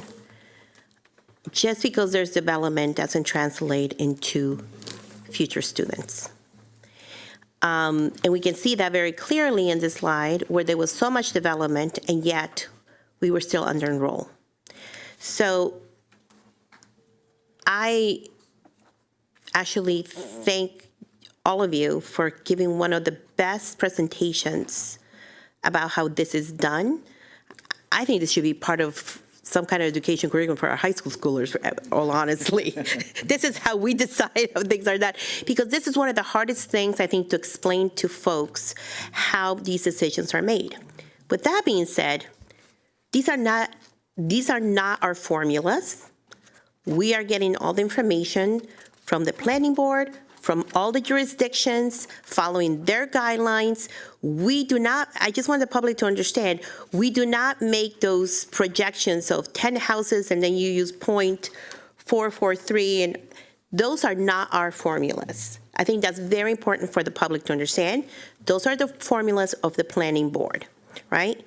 We might disagree, people might not like it, take it up with the planning board, your council people, but please don't email us because we have nothing to do with it, okay? I just want to be clear. But then when you look at page 34, this is another point where there's been a lot of questions about, did you take into account this and that and so on?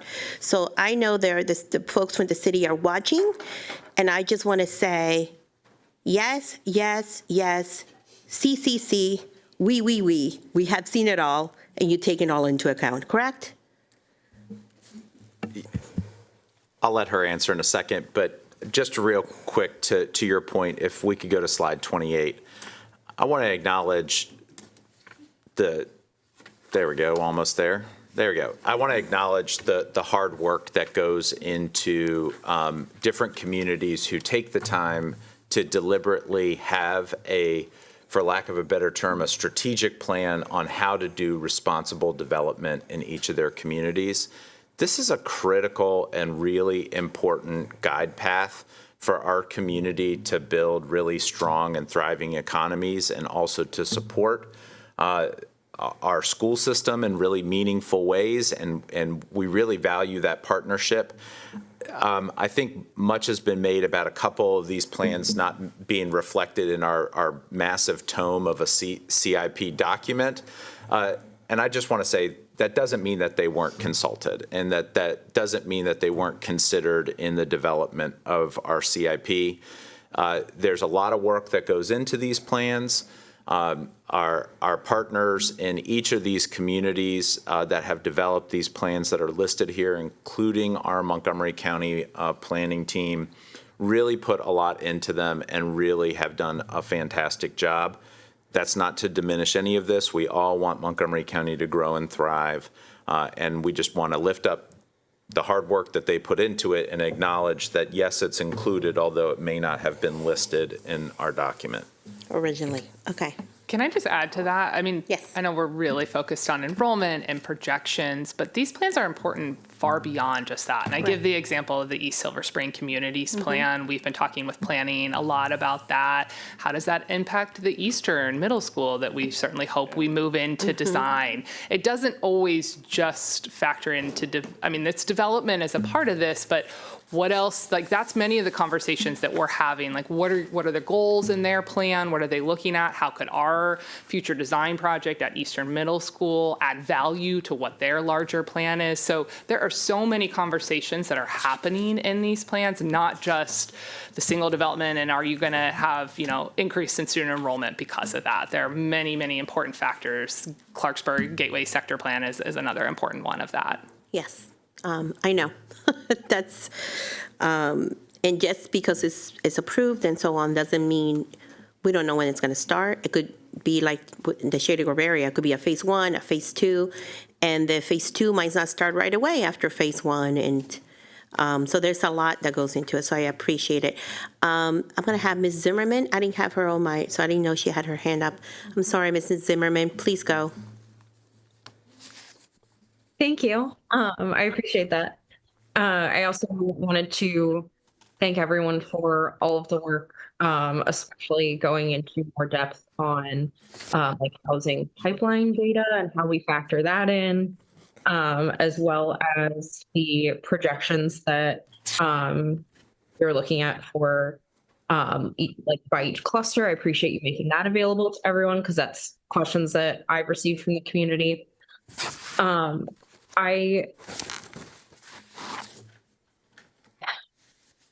I've been thinking a lot about, like most of us, I've been thinking a lot about the future, but really where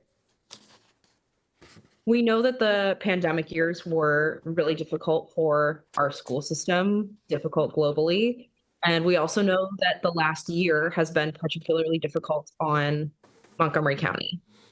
And I think we all know that that's another factor in our enrollment decline. And I guess, are we considering that there could be greater change in the next 4 years as our landscape changes could be different?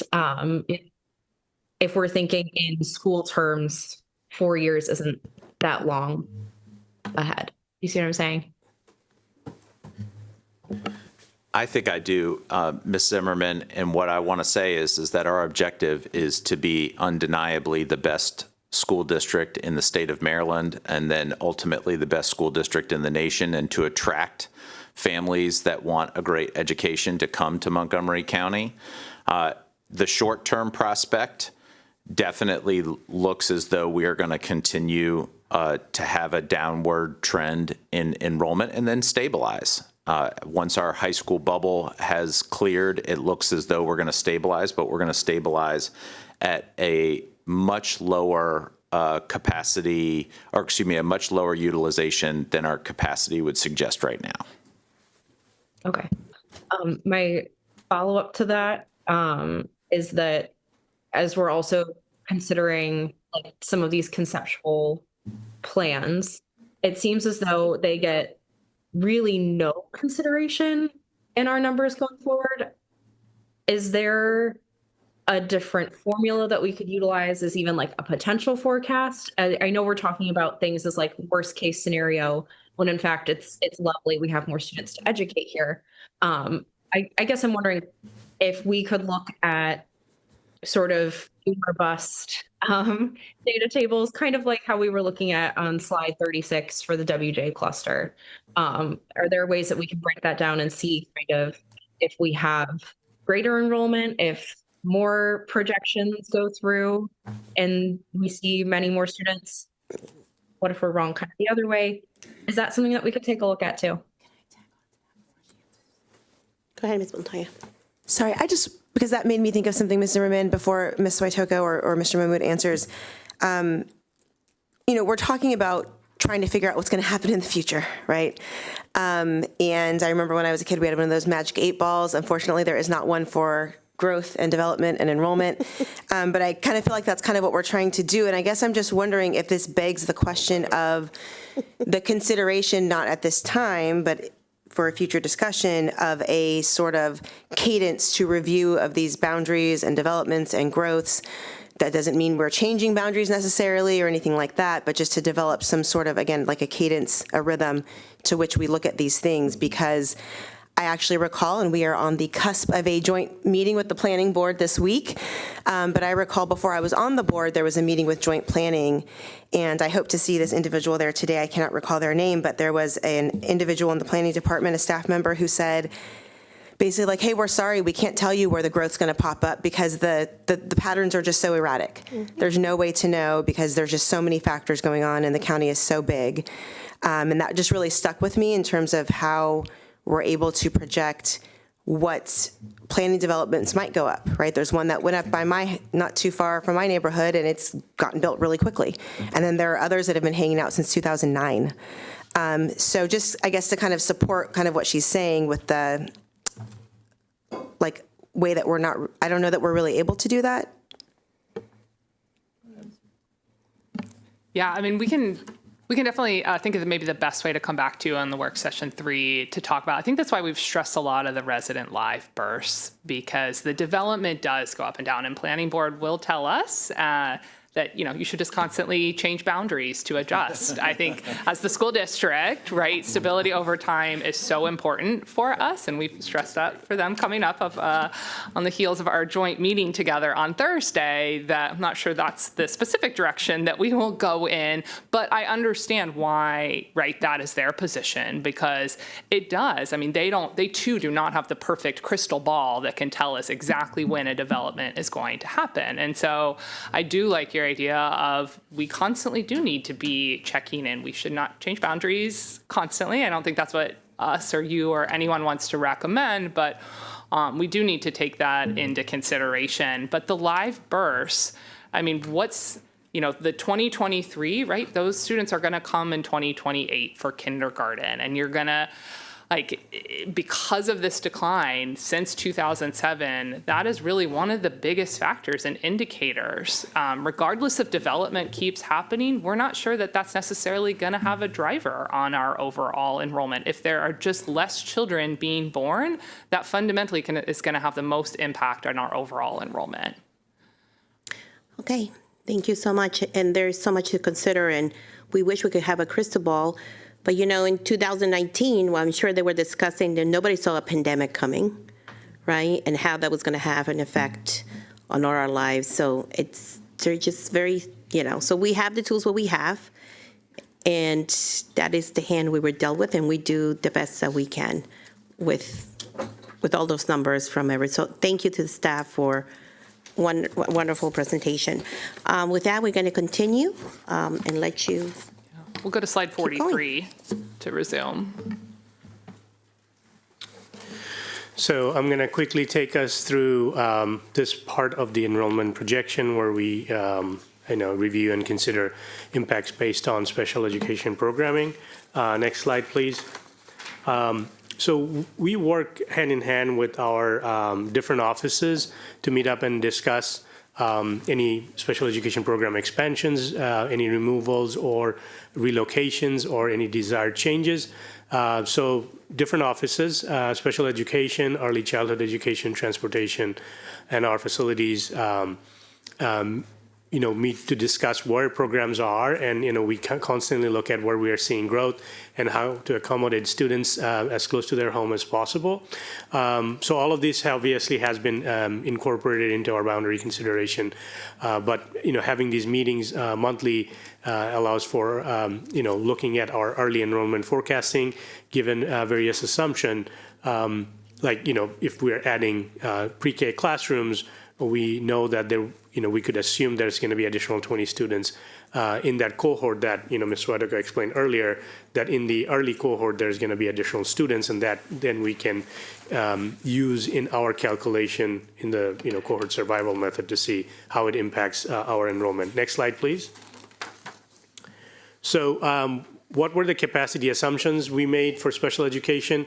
So just a quick overview of our discrete special education programs that we have in our high schools. We have LFI, Learning for Independence. In those classrooms, we assume that, these classrooms could hold 10 seats. School community-based, SCB, 6 seats per classroom. Autism, 6 seats. Bridges is 10 seats. Deaf and hard of hearing, 7. Social emotional services is 10. Extensions is 6 seats. And then the twice exceptional, formerly known as gifted and talented, is 13 seats per classroom. So those are all in the capacity calculations that we put in when we are, talking about school capacity. Those are included. Next slide, please. So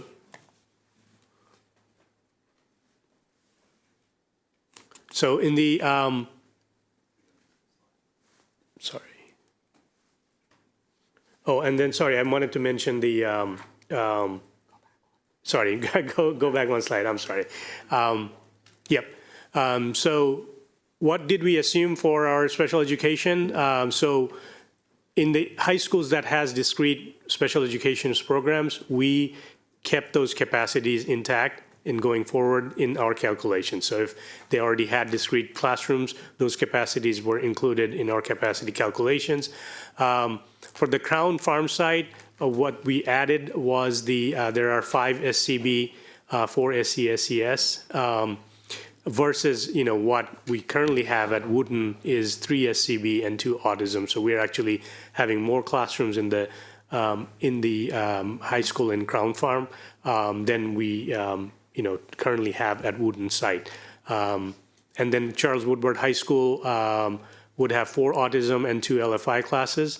Also, we were, talking to our special education folks, and they are in the, talking about, developing a vision for the secondary discrete programs, and they're in the process of issuing an RFP to, kind of look at overview of the regions and how these classrooms are going to be distributed in the future. But we do want to give an update or overview of what classrooms we currently have. Next slide, please. So in Region 1, we have a total of 24 special education classrooms. These are all built into the capacity. In Region 2 is also 24, Region 3, 26, Region 4, 37, Region 5, 41, Region 6, 28, with a total of 180 special education discrete classrooms in our high schools currently. Again, as I stated, that our special education partners, they are, looking at where the placements are going to be with the RFP they have issued. But we do believe that there's sufficient capacity built into our high schools currently that allows for these discrete education programs to continue. The other thing I want to point out is with the regional models, especially with the special education classroom, as you can see, the classrooms are spread throughout the regions. The transportation for special education really becomes a lot more easier because special education transportation is a lot more involved. There obviously, legal, we have legal mandates that, that we have to follow, and having those programs regionalized because we have, sufficient amount of classrooms in these regions, it will allow us to significantly, make our special ed transportation more efficient. With that, and then next slide. Can you just clarify when you say special education? These are Discrete programs for special education programs, including like learning for independence or autism programs. Correct. So those are the program classrooms I'm talking about, not the IEP. Right, so not the IEP. children who maybe qualify for an IEP or a 504 and are in general education, maybe they even have a resource class. We're talking about specifically crafted programs to give them the level of support services that they need, right? Just so that the community understands. I just wanted to be clear. That is correct, yeah. This does not represent the space that we need for everybody with an IEP. Correct. Obviously, I just wanted to be clear for those who are watching. Okay, Yes, exactly. Thank you. And then the next slide, please. Just a quick overview of essentially where our where we have our students with that are attending our special education programs. And as you can see, obviously they're throughout the county. So again, having the regional model allows us to discrete special education programs. So having the regional model will allow us to, better serve these students. With that, I'm going to pass it on to Ms. Franklin to talk about programs. Thank you. So we are so thrilled to be working with this team. A little difficult to come after them, actually. But So Jeannie Franklin, Director of Consortium Application Program Services, and joining me is Peter Ostrander, a new supervisor for academic programs, and this might be, 1 month in? 1 month in, so this is part of our onboarding process. But what I wanted to say is that this is Peter's first time at the board table as part of the onboarding process, that we have been working for decades on this work. And so we are thrilled, I am thrilled that he's part of this work as a critical friend, partner, and now to help us expand programming and to ensure programs are available to all of our students. So very excited about that. So can we go to the next slide? Okay, so we too have some questions that we want to clarify for you, maybe debunk some myths that might be before you, and then also for our community. So we're going to take turns kind of sharing some of this information, and then we'll also be available for questions. So if we can go to the next slide. So we're going to talk a little bit about a regional program. We thought that this was really important because we have different definitions that are in the community. So I'll pass it over to Mr. Ostrander. Sure. So let's begin with what we mean by a regional program. A regional program offers students a deeper, more immersive experience within a specific theme of study. These are not just a few elective courses added together. Programs are a 4-year sequence of courses and experiences intentionally designed to build knowledge and skill over time. Regional programs include co-curricular and extracurricular components. That means students are not just learning in the classroom, they're engaging in experiences that connect learning to real-world application. Each program culminates in a capstone experience, which might include an internship, research project, industry-recognized certification, showcase of student learning, etc. Students completing the program will receive some form of recognition, whether it be an IB diploma, program certification, external certification. In short, regional programs are designed to provide rigor, relevance, and real-world preparation. Next slide, please. Great. And the other piece that we wanted just to address for you and also the public is that our regional programs are themed programs that provide students, again, an immersive experience, and they're also optional. So we wanted to clarify that we have fabulous high schools with numerous pathways that have programs that are available to students, but these regional programs are optional programs that we want students to have access to, should they have interest in something not offered at their local high school. So another question that we have is, how were programs assigned to schools? So we shared this with you in previous board meetings, but we also want to just follow through how this happened. So we first want to just bring attention that we do have 9 high schools out of our 25 that don't have a regional program. So that's information that we wanted to share. And then also we wanted to start off by pulling together all of our assets. So we started with step number 1 is what are the asset drivers, the key components that we wanted to drive this information. So one included career and technical education programs, another were our successful regional countywide programs, our fine arts buildings and facilities and spaces, and then also languages, less common languages. We wanted to know where those existed. So using that, those were considered our asset drivers. Then what we used is we went to step 2 is where we built a map. The map for every one of our high schools, you might remember those beautiful charts where we had lots of different colors showing all of these different areas where all of our high schools had numerous assets. And so that was really important. We started there because we wanted to ensure that we were starting with what already worked, and then also we wanted to be fiscally responsible. Then our step 3, using the asset drivers and that map, we started to make recommended decisions about where programs should go. So one of the first steps we took is we had 9 high schools that we wanted to first look at. What were their assets and how could we ensure that they had a solid regional program available in their school because they were going to stand up a new program. And then we started to fill in the other programs using the asset map. And so that's how we moved. Now, one thing we wanted to let you know is that many of our schools had some of the same assets. So sometimes one school made it very easy to say we're going to place a program here. For example, music programs, successful music programs in many of our schools. So we had an opportunity to look at where they were successful, looking at the seats, what they already had available in the region. So then we go to step 4. We presented, as you know, we came to you at least 3 times with different layers of this process. We came to you with the phase 1. We received feedback from you and our community. We received feedback from the school leadership. We collected numerous pieces of feedback from our community through our online feedback forum, and we also met with our design team.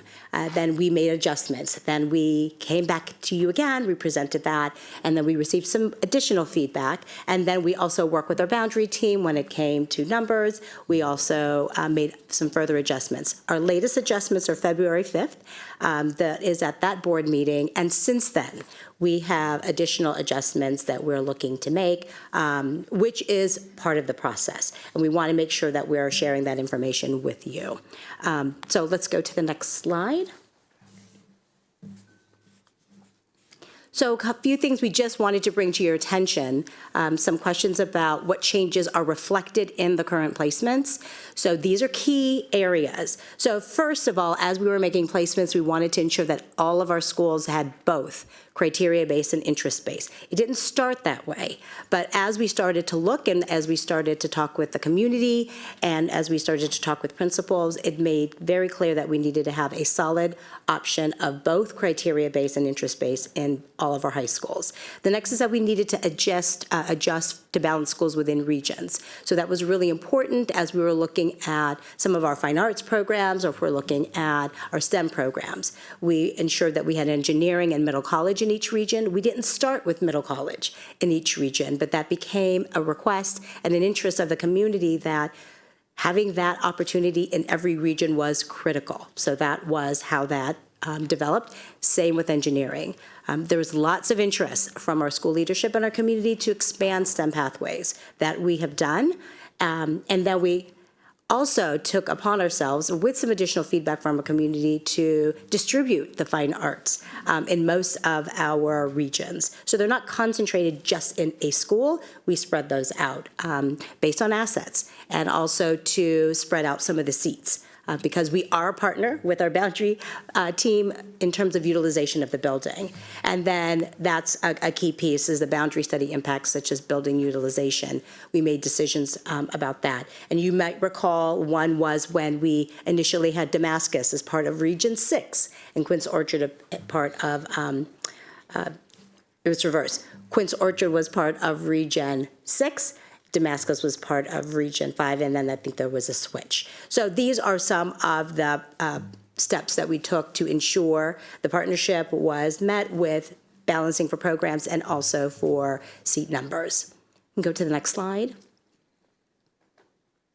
So we had some questions about seat assumptions, and in many of our schools, we did have some overutilization of our buildings due to some of the programs. And so 2 examples were Blair and Richard Montgomery, but we also have Wheaton High School and some other schools that have been part of our discussion. So we wanted to give you a little overview of what some of the seat numbers will look like going forward. So this is our preliminary phase. You've seen this before, but here are the sample pathways. On the left part, you'll see math, science, and computer science, the International Baccalaureate, and the humanities. So those will be over 4 years, 240 students with local students also included. And then we have a communication arts program that is at Blair, that is looking to have about 180 students.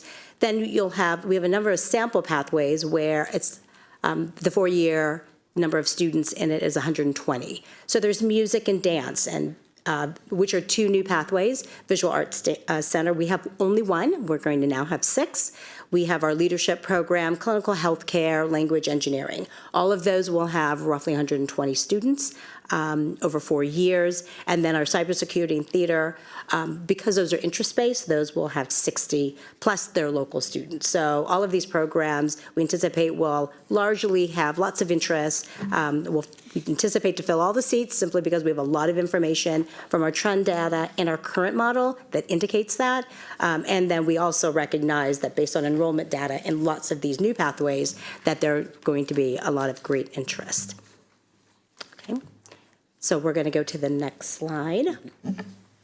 So we want to talk with you a little bit about ensuring that we're looking to not overcrowd schools. And so I'm going to pass it over to Peter, kind of talk you through this chart. Sure. So a large amount of the boundary and program work was dealing with building utilization, and we didn't want to have a situation where programs were causing an overburden of students in a building or leaving a building underutilized. So these slides, this slide and the next slide, are going to look at 2 regions, Region 1 and Region 4. Specifically, and I'll walk you through what the columns mean. So on the left, obviously the school name, and then the building capacity, which is how many students can be enrolled in that school without going over capacity. How many local students, and this is based on the work the boundary studies people were doing, how many local students are predicted to be in that building when these programs meet their full capacity, meaning we'll have seniors in these regional programs. And these are how many local students will be in those buildings at the time. Next column is how many regional seats that building will have based on the programs that are currently proposed for that building. So if you look at Blair, which is second, they will have 480 seats for out-of-boundary students that live in the region but wouldn't be naturally assigned to Blair based on where they live. And then we have a prediction for how many students might leave for other programs. We went with a simple model for this particular number because there's a lot of variance that we just haven't had in our system. And we do believe that having regional programs will increase the interest, and we just don't have a predictive model specifically for that. So what we've done is we said if students attend these programs at equal proportions across the region, how many students would leave that school? So if you look at Blair, there are 300 seats at BCC they could fill, plus 480 at Einstein, Northwood, and Whitman. What proportion of those regional programs could they potentially fill? If everything was equally proportioned out, they would lose roughly about 560, 559, I think is what the number says on the chart. My eyes can't get that far. So that's the prediction. And we look at that compared to what the capacity is of the building, which is 2889. So we figure, okay, yeah. So if we add in the regional seats or that are kids coming in, remove the kids going out, we figure it'll be about 2,500. We also have the last column, because this is hard to predict, we said, well, what if that number fluctuates, right? So what if instead of 559, that number might fluctuate 20% up or 20% down? what would be the minimum and maximum range, and that's that last column. And so for Blair, you might see anywhere between 2,400, 2,600 based on this particular prediction, right? And each school might lose or gain more students based on how many regional seats they have versus how many out-of-regional seats their kids could potentially go to. And so those numbers played in, and this is particularly Region 1. You'll see that in Region 1, Einstein, with our initial number where everything was equitably proportioned, they'd be running at about capacity. And so when we're looking at the numbers as they grow over 4 years, how is that playing out in reality? Once we have those first classes going, we can kind of fine-tune this model a little bit, be a little bit more predictive of that, so that we can foresee any complications that might be coming down in 3 or 4 years when the program is full. The next slide shows Region 4. Region 4 has one of the schools that was predicted to be over capacity without regional programs, right? So if we look at Churchill, the building capacity is just under 2,000, and local students in that area would be a little bit more. And so we have made adjustments. For instance, initially slated for Churchill was the music program. However, that would have even put them more over capacity. And so that program had been shifted to RM in over the proposal process. And when we look at this, the regional program model might potentially help that overcrowding because they may end up losing more students than gaining more students with this. And each school is going to be either losing or gaining students, hopefully, like I said, as a proportion of what other seats are available in the region. So this is Region 4. Thank you, Peter. Okay, can we go to the next slide?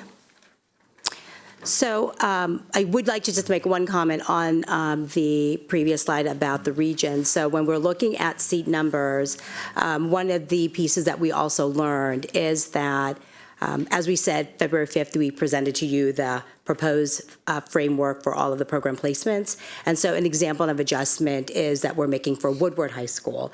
And so some feedback we received is some opportunities for STEM at Woodward. And so we're looking to introduce machine learning and data science at Woodward as well. And so the future is AI on some levels. And so we wanted to make sure that we position that region as well to have that as a resource. But that's an example of us adjusting. So these numbers will be helping us ensure that we stay within utilization. And these numbers also, I don't believe, account for, in our model, change of school assignments, small numbers of administrative placements, and any other time that students move.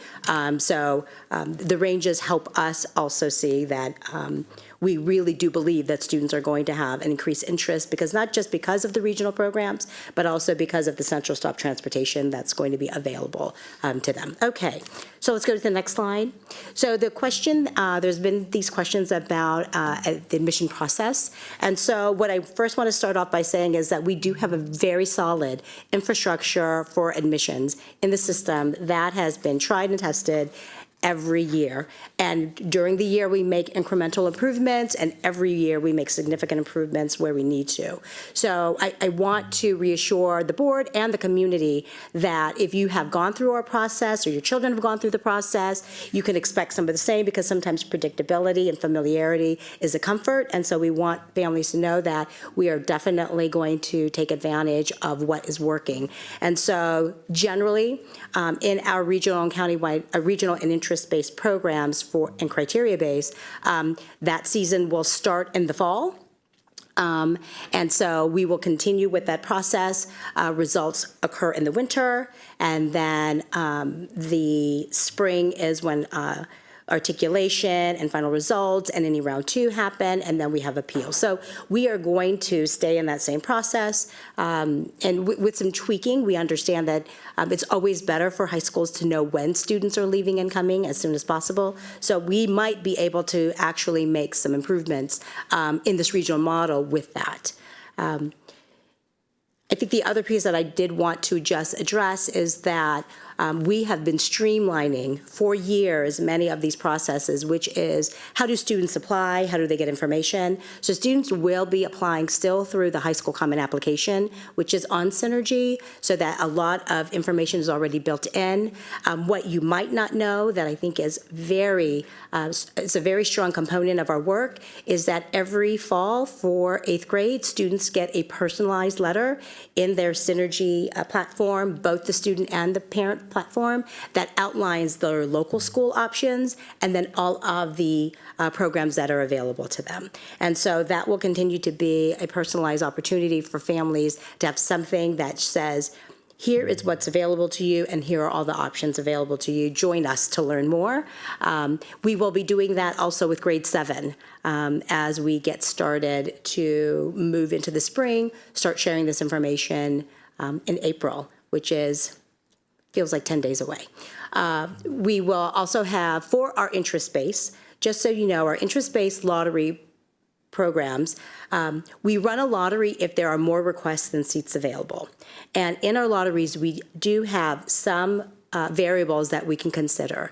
We can, for example, in our elementary immersion, we can consider a student attending their home elementary school as an additional factor for them in the lottery. We also can consider students who are impacted by receiving free and reduced meal services. That can be an additional factor in a lottery. So we do have a lottery platform for which we can draw from to ensure that there's equity in our process. And then in our criteria-based process, what that means is that students who are Montgomery County residents can apply, but then we will use multiple measures to evaluate students to demonstrate whether they have a need for the program. And so we will continue to look at that. Our measures usually include an external measure, such as MAP R or MAP-M. We use student grades. We might use the best of one of the two external assessments, because sometimes the day that you take the assessment is not your best, but we'll take the better of the two. So there are lots of different strategies that we're using and benchmarking. So that's what we can tell you at this time. Bolded in the third bullet is that we'll have this information more finalized by the end of April, because we continue to work with our teachers, talk with our coordinators, look at data to inform this process, simply because we understand that equity is really critical. We can go to the next slide. So how will emergent multilingual and students receiving special ed, I'm not sure if we wrote, am I reading this wrong?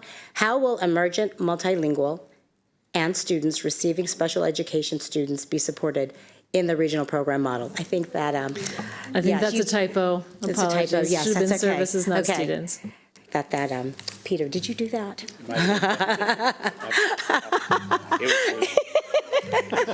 Try to trip me up at the table, my onboarding. Okay. So this has always been very near and dear to all of our roles in ensuring that students who are receiving services are elevated in the process. But I also want to mention that back in July 24, when we came before you, we do have a data sheet that shows how many students who have received EML services or special education services are accessing our programs. And in some of our programs, it's as high as 25%. Some of our programs, it's 44%. So we do have an attachment that we did share with you. We will make sure to elevate that again.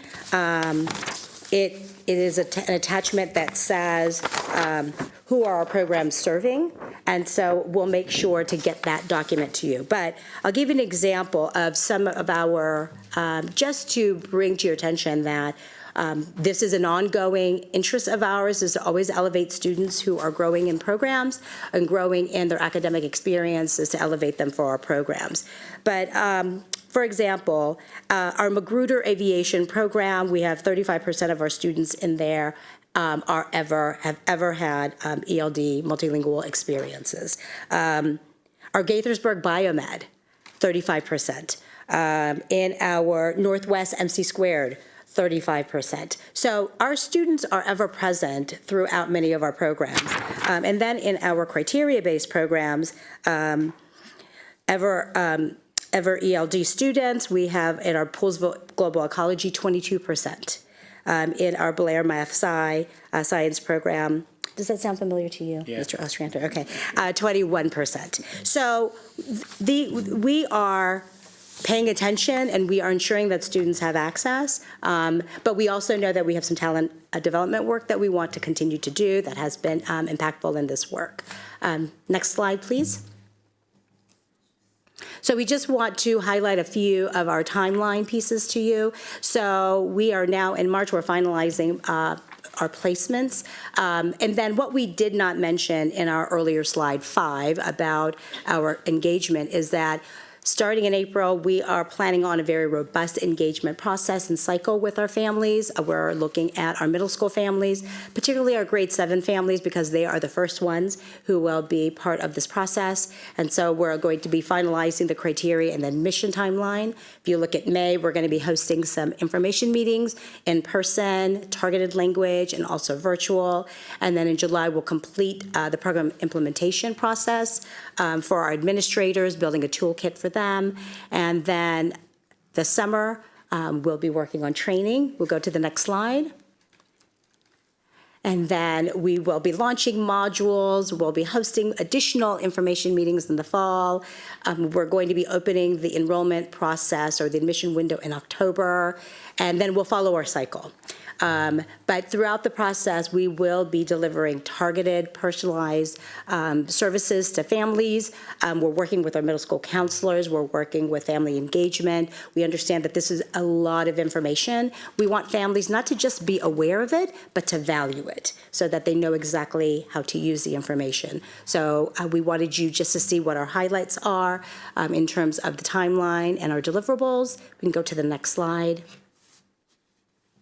And now I will pass it over to Mr. Maroon. Yeah, so as far as the implementation for the boundary and programs for the high school in school year 26 and 27, ninth graders in a centrally managed regional or countywide program or assigned through the Northeast or Down County choice process would remain in their program and not be reassigned. And then for school year, for middle schools, sixth graders in a centrally managed or language or regional county-wide program would remain in their program and not be reassigned for the new boundaries as they start their school year in 27-28. Next slide, please. So quick reminder on the implementation timeline for the boundary studies. The proposed implementation has in school year 27-28, grades 9 and 10th grades move to their new high school, and then 11th and 12th grade students remain in their current high school of assignment, and then we'll just continue to build that grade up in the newer high schools from school year 28-29. 9, 10, and 11 are going to be in their new high schools, and grade 12 students remain and complete their high school year. And then 29-30 is the full implementation for grades 9 through 12. Same thing in the middle school, grades 6 and 7. In school year 27-28 will move to their new middle school, and then 28-29 will be the full implementations of grades 6 through 8. And then the next slide, quickly, reminding everybody of the few notable changes that Winston Churchill will continue to be at exceeding their capacity even after the implementation of the boundary studies to the same degree they are currently. This will maximize stability of assignments and geography. And in the overutilization, as the program team already mentioned, can be addressed through regional programming. Damascus will temporarily be over capacity due to the implementation plans until the new high school project is complete. 2 elementary schools will fully articulate to Damascus prior to the completion of major capital project, which would be the Laytonsville and Cedar Grove. And then 1 elementary school, Snowden Farm, will have a delayed implementation plan to Damascus because to reduce the temporary capacity exceeding for Damascus. We'll go over the follow-up questions next.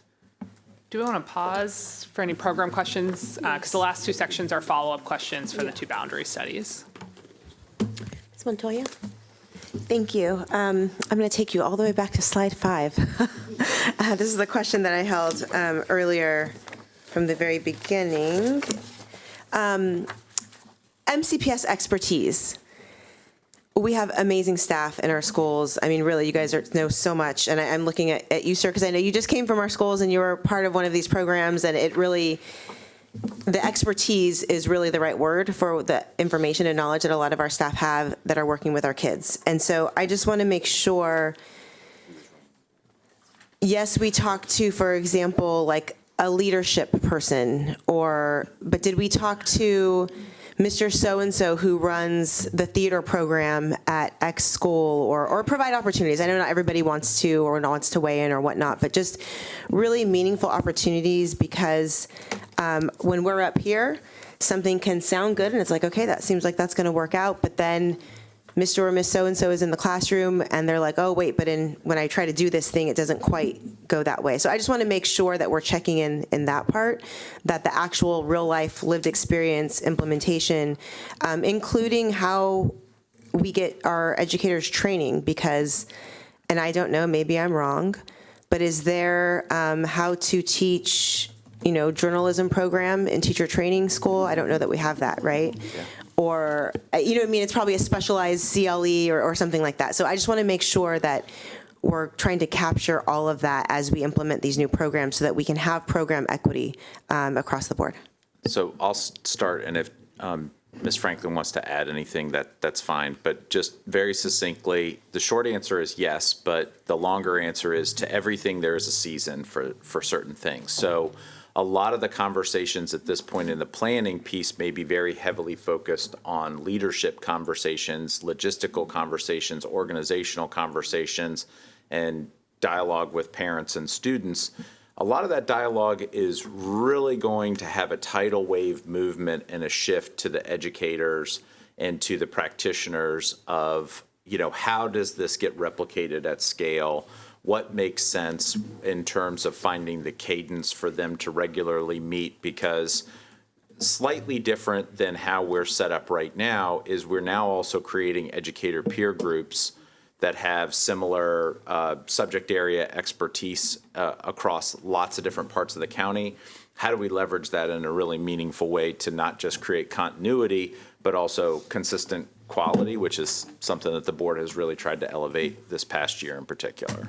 Okay, because I know we also have some middle school programming, not as much, but those folks, could potentially serve as subject matter experts for their high school counterparts in their particular region or whatnot, right? We have different schools, in different subject areas.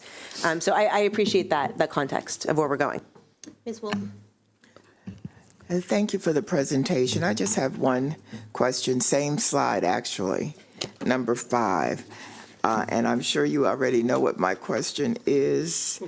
I see Montgomery Village, I see Odessa Shannon. I don't see any indication that you've been over to the East County.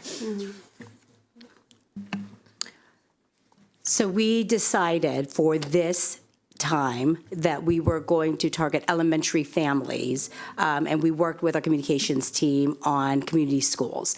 And interesting enough, Ms. Wolf, there were a number of community schools in the Northeast Consortium which had unavailability because of the numerous events that were happening in the month of March. And so this is not a one and done. This is our opportunity to learn at this time.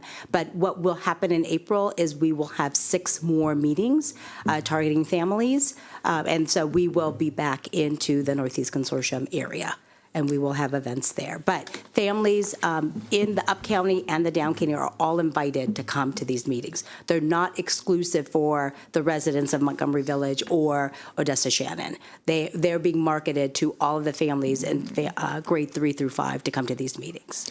I understand that, but the geography there is not conducive to the people getting to Odessa Shannon, really. So I would appreciate finding out when you're going to be there and where you're going to be. We'll be there. Thank you. Thank you. I'll just resonate with Ms. Wolf. I don't know what unavailability means, but we need to make sure that those families are heard and included. And I was just thinking, if you wanted to make it from East County to Montgomery Village by transportation, by public transportation, you would probably have to take at least 5 buses. So that's unavailability. Ms. Yang? Yes. Ms. Franklin, I want to highlight something that you said. The Woodward community has expressed interest in seeing a broader range of programmings and program options. So in response, I have asked, can we take a look at the region and be more strategic and also thoughtful, equitable in program offerings? Can you tell us what programming options there are now? Specifically Woodward High School? Woodward and Okay. Oh, down, okay. So what we presented on February 5th, we have visual art, design and communication, which includes animation and game design, and fashion design. They have dance. Looks like you're writing. Are you writing? Mm-hmm. Okay, I'll go slower. no, you. Okay, theater, music, middle college, and machine learning and data sciences. So there's machine learning And data sciences. Thank you so much. So is that 5 programs? There are 3 program themes. So there's like the middle college, the arts, and STEM. Yes, it's about average. But the arts are not broken up. Yeah, so the art is broken up into little things, then middle Okay. college, and now there is now a STEM, STEM offering for Okay. computer science, data science. Data sciences. Machine Machine learning and data data sciences. science. Okay. Thank you. And there are some schools who only have 2. Some do, Okay. correct. Okay, so Woodward has 3 plus all the breakdowns. And it varies. It does vary Okay. from region Just to wanted to region. clarify. Yep. Okay, sorry. Ms. Sylvester? Ms. Stewart, go first. I'm still getting my questions ready. Ms. Stewart? To almost the last slide, 61, middle school 6 and 7 moved to their new middle school. I've been getting a lot of inquiries because of middle school only being 3 years. It is a time where transitions are, in general, hard for kids. Have we looked at the possibility of moving grade 6 and not grade 7 to start with 1 year? And what would the cost be if we looked at that? Can I ahead. add to that? It's the same line. Let me give you an example. We have heard from Woodland families. We have heard from Cold Spring families because we don't know what's the final plan we're going to adopt. We don't know. But in the current recommendations, these students will need to change middle school. And some of them will need to change high school. Okay, so that the question is, if it's on, these students will currently go to 6th grade, go to one middle school. When this recommendation, if passed, then they will need to change to another school. That means they go through 2 transitions in their middle school years, 2 transitions in their high school years.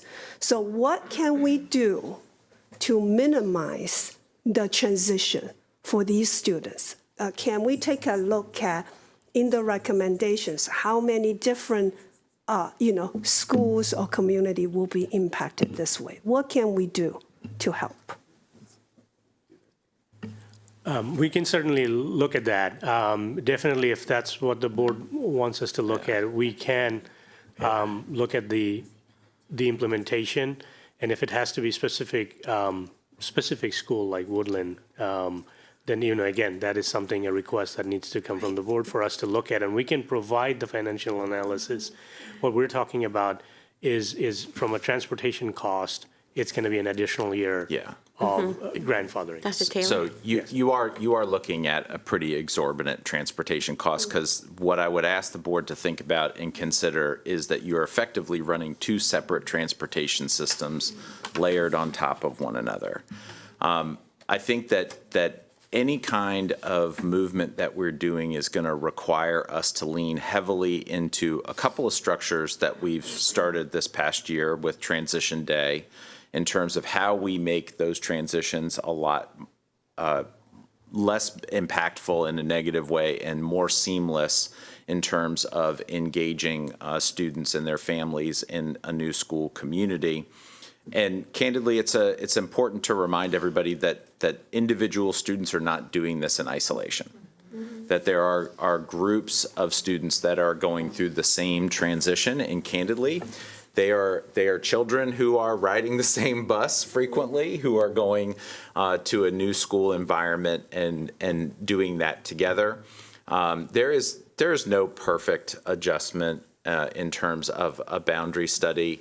I just would caution you that you not drag this out painfully much more than necessary in terms of both time and energy, and that to the extent practical, that you try to settle as many of these issues as quickly as possible, and be mindful of trying to get them in stability of school assignment, and really to have that in perpetuity. More than happy to do that financial analysis, although candidly, what you're talking about is adding a year of additional capacity, a year of additional staffing, a year of additional busing, that does add a layer of complexity that the juice may not be worth the squeeze in terms of the long-term outcomes and benefits. I appreciate that, and I think Ms. Stewart probably follow up. One thing I'm trying to understand is, right, in terms of capacity, as I look at the plan, most of our middle schools are in the 80s range, so that is one. And in terms of transportation, if you have 50 kids going to destination A, you got to send a bus. If you have 50 students, you're going to go to destination B, you're still sending one bus, right? It's just a different destination. So I would like to see, I might not have seen the whole layout, but this is what we have heard. But that would be a different calculation. Yeah. That would not be the same calculation. Yes, and candidly, that's fine if we weren't splitting the grades and if that was just the whole school and the whole Correct. neighborhood and that was the case. But Correct. and candidly, when you get to the point where you have full implementation, you're absolutely right. There is some indifference as to whether it's location A or location B. The same 50 kids are going to be still riding the same bus. But when you have two buses that show up in the same neighborhood, one is only picking up 8th graders and going to location A, and one is only picking up 6th and 7th graders going to location B. Instead of needing one bus for that neighborhood, we now need two.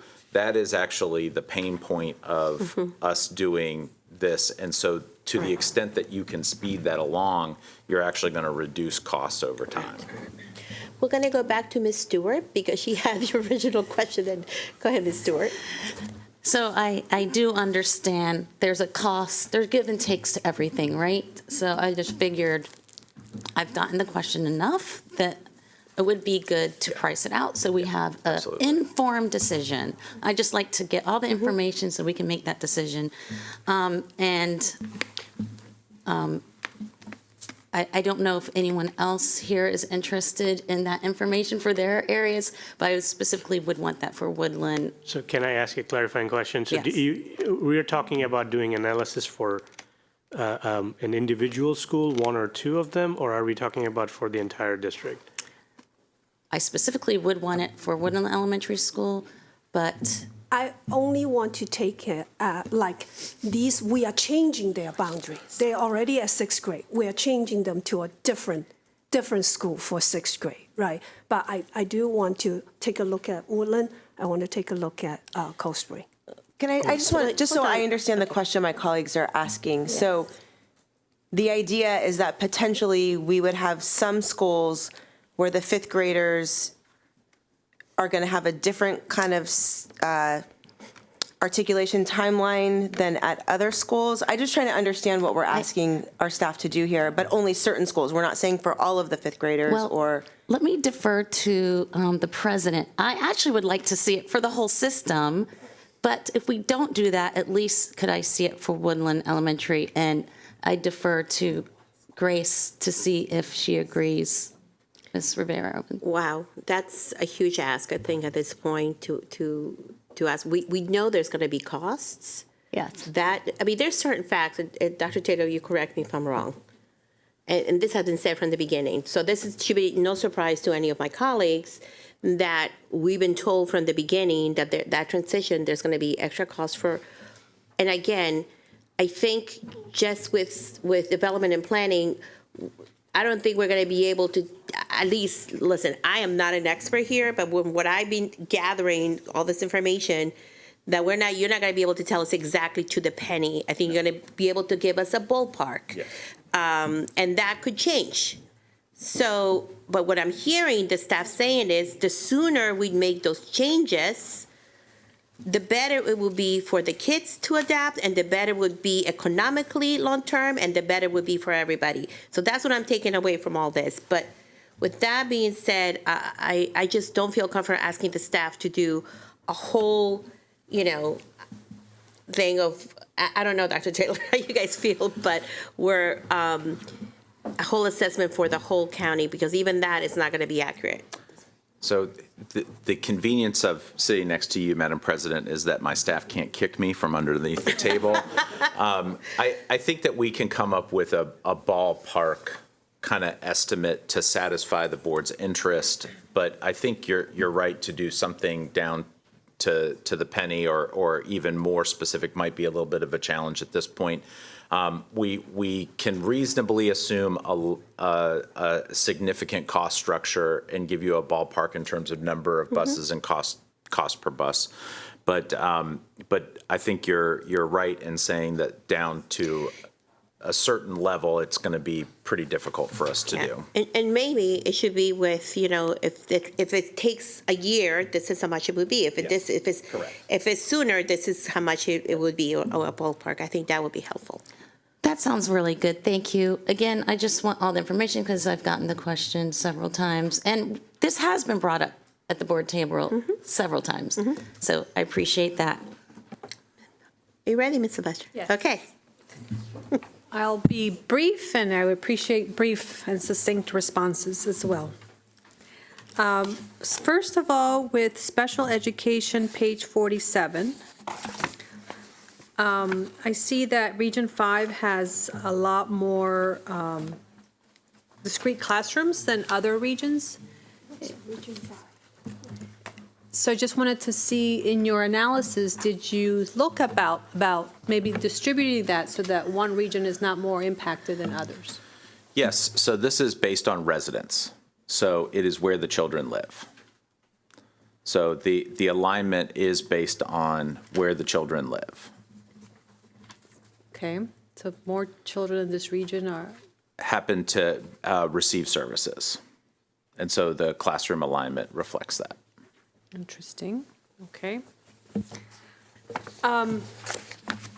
Next question, page 54, Einstein. Oh, just this chart in general. So the title of the slide is "How will we ensure programs won't overcrowd schools?" And could you walk me through Einstein example?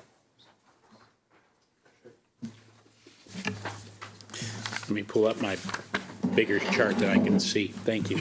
Is this an anomaly, I guess is my question, Yeah. because they are over capacity by 155 seats. Right. So The programs are placed in buildings with the assumption that about 20% of the seats capacity could be used for programs. So when the team that was looking at where to place programs were working, that was what they were working with. For Einstein, I think the local students' projection makes up about 90% of the capacity rather than 80%. So the seats that are assigned to Einstein right now for out of area, the current proposal would be 480 seats, which means 480 students coming in from other schools in the region. But because they're a smaller school, they would potentially only lose about 325 students if students were lost at an equal rate equal proportion across that region, which puts them right about capacity if that assumption were true. For our range, we see that we can either go from comfortable or over capacity, depending on variance from that prediction that we think is a reasonable variance. Why was Einstein at such a high level to begin with? Just in our, you said they were at what, In terms of 80? numbers of programs, partly was because of some existing programs there that we didn't want to move, for instance, the Visual Arts Center and things like that. Oh, I see. Okay. So that played into it. Oh, Can I Mr. just- O, you missed an opportunity. The answer is very simply put, Einstein's amazing, and who doesn't want to go to Einstein High School? That is correct. Okay. And my final question, Dr. Taylor, you mentioned something about teacher cohorts. I don't think you used the word training, but that's a big question that families are asking is how are you going to get the teachers to teach all of these programs and all these wonderful seats? Could you say more about that? Because I didn't hear any of that. Maybe that's not the focus of today's presentation, but I know that's Sure. top of mind for families. Just very briefly, something that we don't do particularly well in MCPS is get teachers who teach the same content areas from across the counties together to talk about their experience, to leverage their experience from different parts of the county and to grow from one another. This is really a tremendous opportunity where we have like programs in different parts of the county and really can get them together in one space where different experiences from different educators can not just be in a space where they can be trained together on what may be effective or what might not be effective, but also for them to even have some co-planning opportunities, some brainstorming on special activities, field trips, things that they might want to do for enrichment.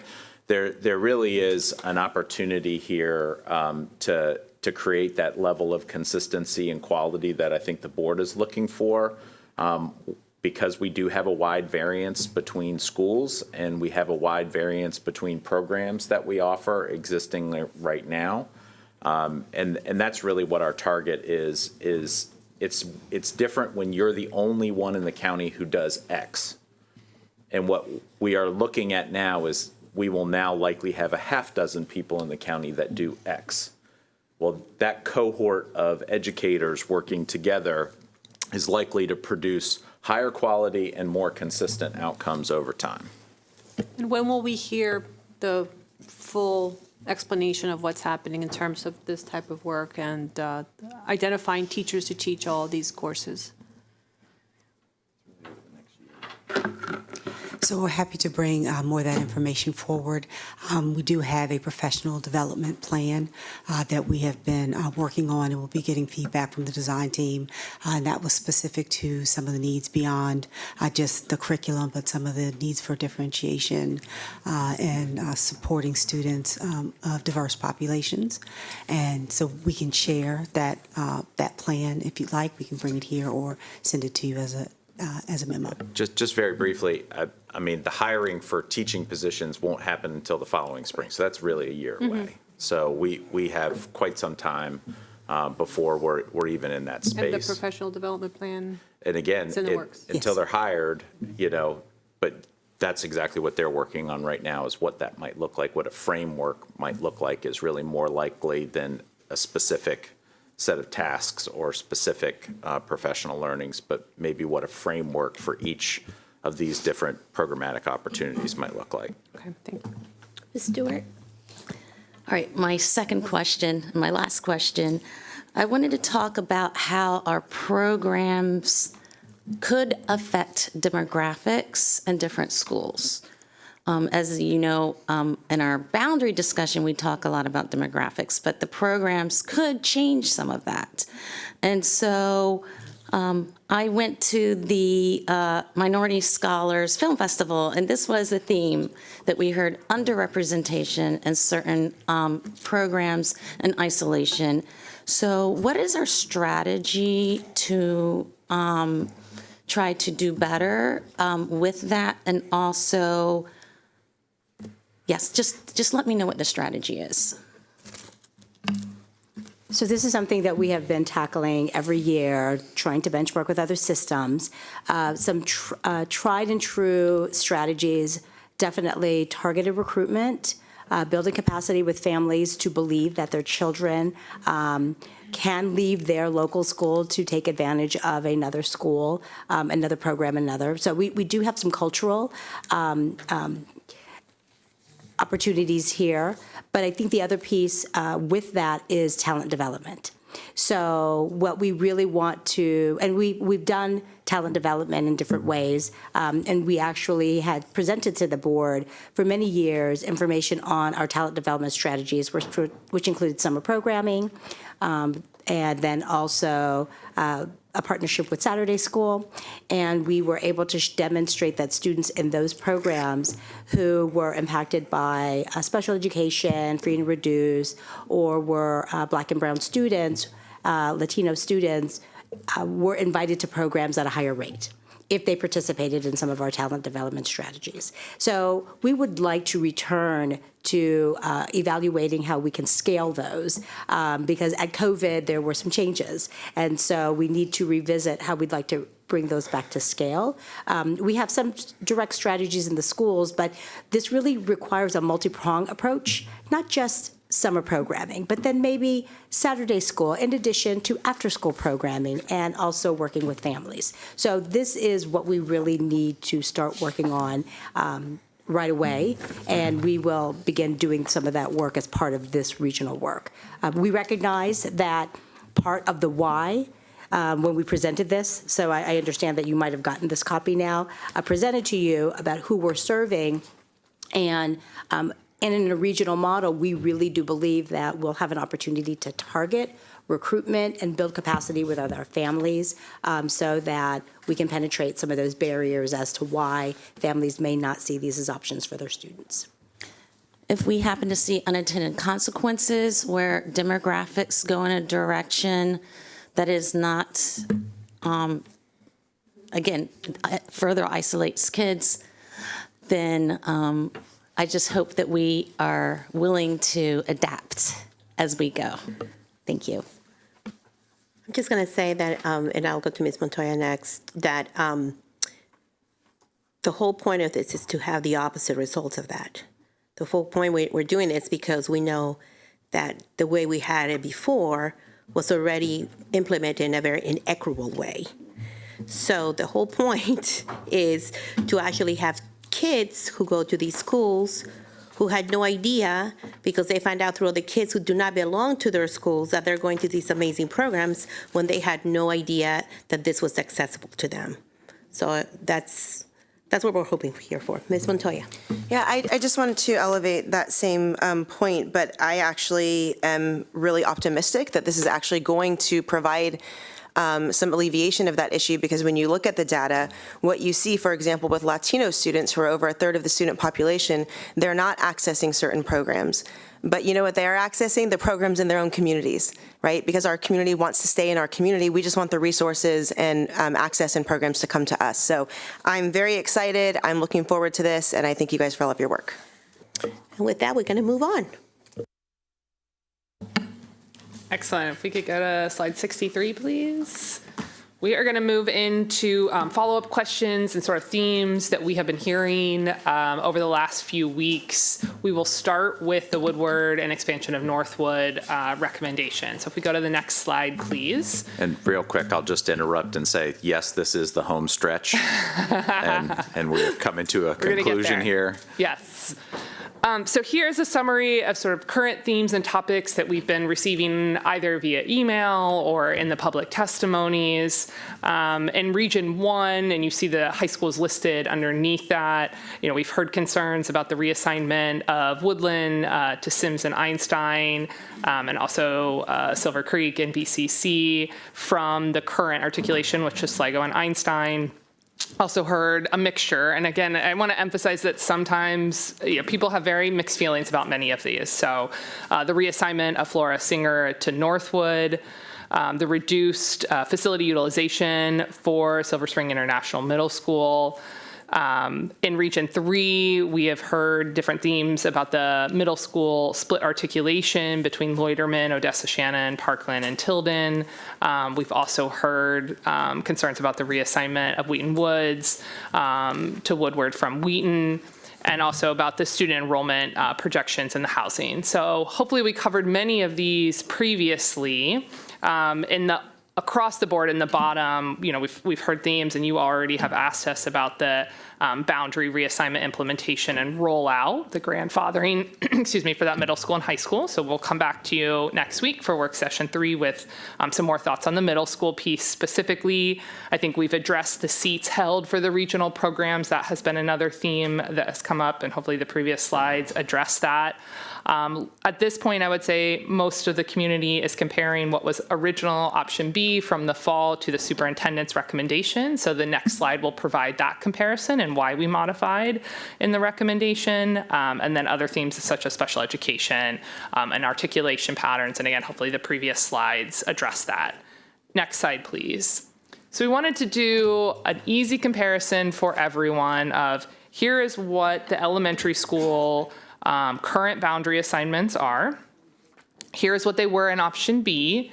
Here's what is included in the superintendent's recommendation, which is the light green, and why there was a modification from B to the recommendation. I want to emphasize from very early on in the deck that this is the process. This is how the process works, right? We came up with options on both. We take in the feedback that we received and then ultimately made the superintendent's recommendation.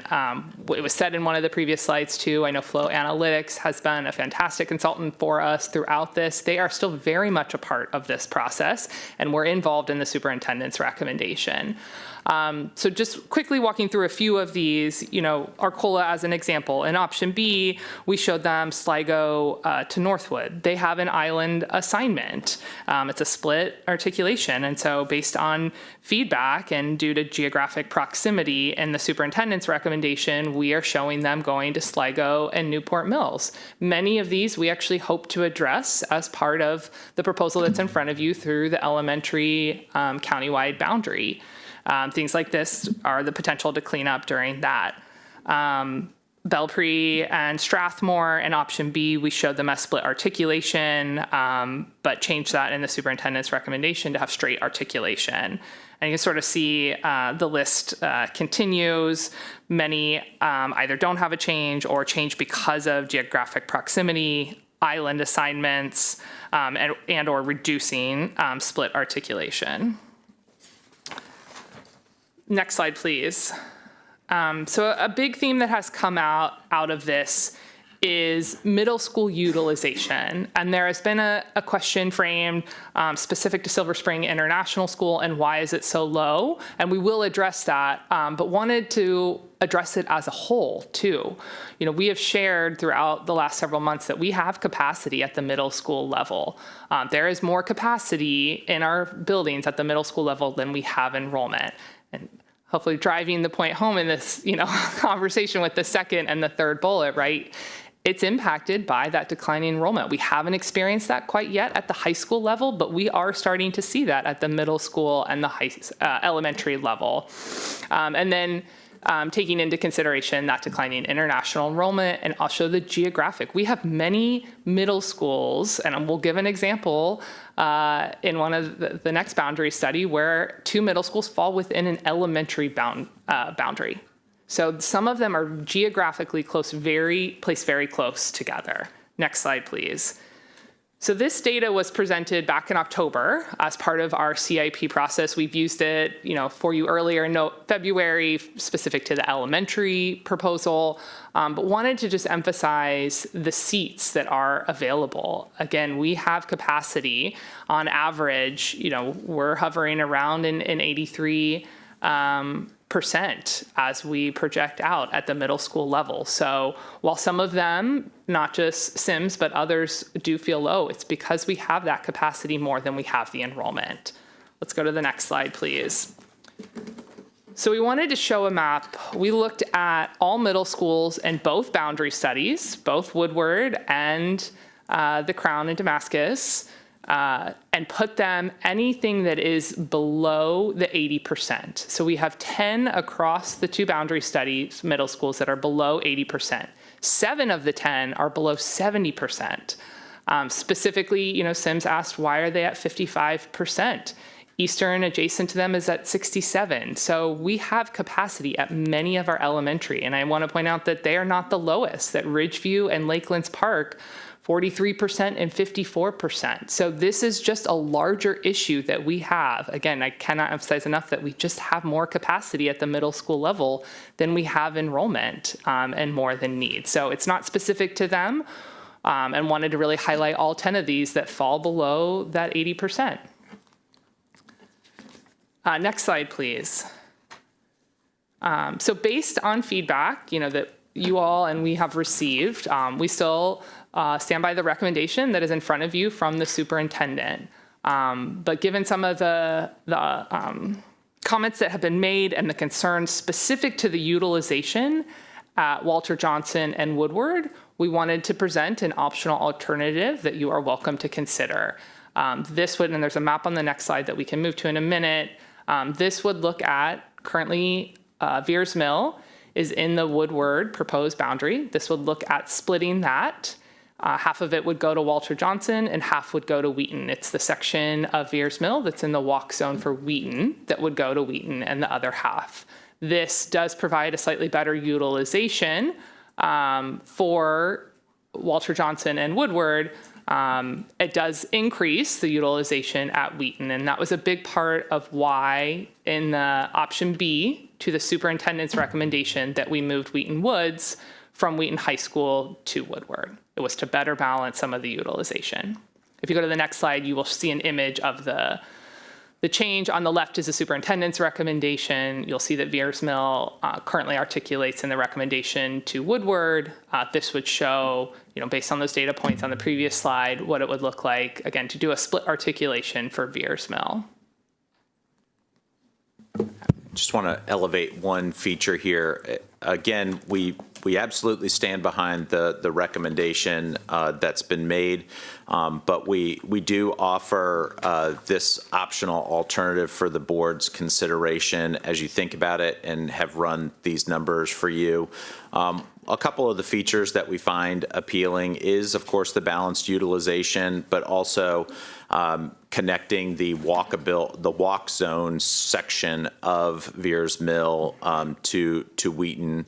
That does make sense, and so we are, we absolutely are comfortable with this endorsement as well. If the board chooses to move second and endorse, we know that you have a lot that you have to balance in your recommendations. And so even if you have to ruminate on this for a few days in between meetings, we did want to introduce this as a positive alternative that the board could consider for sure. Great. Do we want to pause for any questions, or I'm happy to move through the Wheaton, Crown, Damascus? Okay, we'll go to the next section, please. Next slide. Okay, so similar to the last section, these are follow-up questions, themes that we are hearing from the community. Next slide, please. So want to just start out the gate of why are we proposing to close Wheaton High School? And simply put, we are not. We want to just emphasize that we are not closing a school, that we are proposing to move the school and the boundary to a brand new campus. Next slide, please. Okay, so in this boundary study, we have the 4 different regions, 4, 5, and 6, and just wanted to highlight a few of the common themes that we are hearing. The middle school rollout, as you can see at the bottom, is also important in this, and we have heard, and certainly the student generation, enrollment, and housing is an integral part of this one as well. In Region 4, we've heard concerns about the middle school assignments for Travilla, Stone Mill, and Potomac. Certainly, we continue to hear the concerns raised about the relocation of Wooten to the Crown Farm site, the short and long-term plans for Rockville Holding School, and we have a couple of slides that will address that. In Region 5, we've heard concerns about the middle school split articulation for Forest Oak and Gaithersburg Middle School and the two-way immersion pathway. And then in Region 6, we've heard concerns about the reassignment of Darnestown to Kingsview and Poolsville High School, the reassignment of Brown Station to Clemente and Northwest, and the reassignment of Snowden Farms, which is currently split between Damascus and Clarksburg, to all Damascus. Next slide, please. So just like we showed in the Woodward, Northwood boundary study, we have a similar table that lists the elementary schools, their current assignment, what was shown in the option H last fall, what is in the superintendent's recommendation, and why a modification was changed between option H, at this point just comparing option H to the superintendent's recommendation. So many of it is to minimize, using Sally Ride as an example, really trying to minimize split articulation where possible. Also trying to look at islands, like if you look at Rosemont as another example, trying to put the islands closest in terms of their geographic proximity. Next slide, please. So I wanted to just actually go ahead and put a few of the questions and common themes that we have heard. And this is also something we heard in the fall as we think about how to best utilize our facilities. Candidly, it's the exact same question. Does MCPS plan on selling the land building to a developer? And this is about the current Wooten facility. And we want to emphasize that this is false, that we do not and cannot sell. And we have listed here the regulations. We are required by state law to give any MCPS facility back to the county. That is not, we do not have the jurisdiction to sell board-owned properties. We also want to say at this time, we do not have the intention to transfer that building, even though that is the only step we could take. We need that facility, and we've been open about that too, right? We have both an immediate and long-term need to use that facility as a holding school to address many of our outstanding major capital and systemic projects. And we'll show what that might look like in a few slides. Let's go to the next slide, please. So this was brought up earlier this morning. What happens if Wooten in the new location at the Crown Farm site goes over the 2219, which is the capacity? In the little red is where the planned addition would be that could add the 500 seats available. It's been designed for that. It would be pretty, minimize the disruption. They could stay in the current facility. We don't anticipate, and that's what our first bullet, we think this is unlikely, but this is best practice. We typically always do this for any project. Candidly, if Eastern and Damascus hopefully move forward in the CIP, we do that for those projects as well. It's important for us to do that in all of our design projects. And just want to emphasize that those core spaces, again, are designed for the 2,700 students. Next slide, please. One of the next questions we continue to get is what will happen to the existing Wooten facility before it is used as a holding school? Truly, this depends on the availability of funds, and we're talking capital funds here, and when the facility will first be used as a holding school. That will ultimately determine how much is done before it is used. We could use it as a holding school as it currently stands. Do we want and would ideally like to make improvements to it? Yes. And again, we list some of those improvements on the next slide that would be ideal. But that all depends on the availability of funds. So we can do that if there is a gap. We could do some of those and there are funds available. We could do that over a summer or over the course of a year, or we could, transition straight into using it as a holding school. Also wanted to emphasize that while the building has many challenges, like so many of ours do, these challenges are much easier to navigate for a finite period of time, which if a secondary school is going to use the current facility for either a systemic or major capital would be anywhere from 1 to 3 years. It depends on the type of project. And using this as a holding facility helps us execute our long-term facility renovation across the county. We have many, many needs and limited dollars to do so. Next slide, please. Continuing along that theme, what upgrades will be made to the Wooten facility before it is used? So, as I said in the previous one, it really depends on the availability of funds. But here would be some of the initial improvements that we would like to make over the course of years. We have addressed some, like the ADA improvements at the stadium were done last summer. We have parking lot improvements that are in for permits with the city of Rockville. But here's a list of several others. Certainly HVAC remains the largest ticket item as it does for all of our schools. But there's needs for both an expired section of the roof as well as one coming up in a few years. Next slide, please. Wanted to talk through just, the overall benefits of the facility for both the Wooten community and for MCPS at large. And I think that's an important statement. We're both trying to solve needs for both that immediate community, but also look at MCPS as a whole. There remains limited capital funds to address all of our needs across the county. This is the CIP that we have presented since October. It shows Eastern, and the list continues and will continue down. We have many, many needs both at the elementary and the secondary.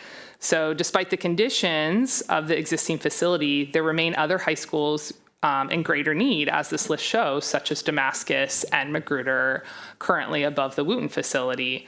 So the new Crown site provides an immediate response to address facility needs at the existing Wooten campus, providing a brand new facility. Next slide, please. Continuing on that same theme, we can use this and others for both a major capital project, but also for systemic projects. So these two tables on the right-hand side are pulled from our CIP, the document that's online that has tab by tab of the systemics.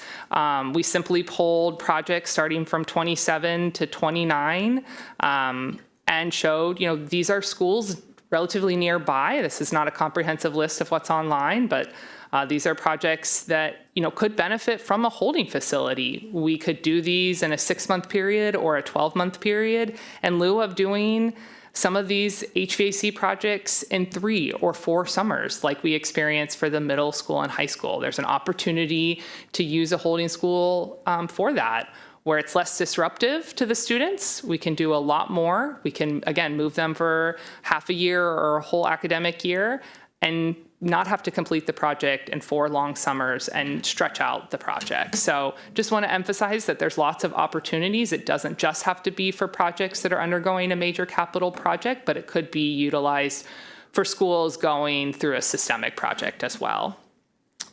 Next slide, please. Certainly we've heard from the Magruder community. And we've been asked about the dollar amount for what it would take for Magruder and the overall process. So when we originally rolled out the superintendent's recommendation back in the fall for the CIP, we had both the real ask and the hard truth, and that's still available online. This is a screenshot from that hard truth document where we showed, if there would have been the $5 billion available, here is what the dollar amount would have been for Magruder had we been able to include that. So, right now, if you're following along in our process, we submitted the superintendent's recommendation October of 2025 at the $2.7 billion. You all made the request to the county executive in November at the same 2.7.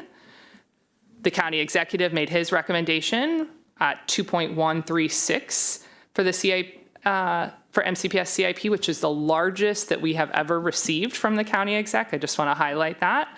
And hopefully here in May of 2026, in a few months, we will know what our budget is from county council, but it is anticipated that it will likely be below the 2.1. So while we've shared what it would cost, we think, for the Magruder, there are not currently funds available to complete the Magruder project. As I showed in a few slides before, we have Damascus as the primary high school. Next would be Magruder and then Wooten. But by utilizing a new facility for the Wooten community, it frees up and ensures that hopefully Magruder, the next time we have funds available, could be the next high school in the list. Next slide, please. And I know there's certain sentiment, too, of Magruder feeling like they've been skipped over by Wooten, and we just wanted to address that here. Many of the community members are upset that the Wooten community is being recommended to be relocated to a brand new building instead of them. And there's a feeling that they've received a major capital project before Magruder.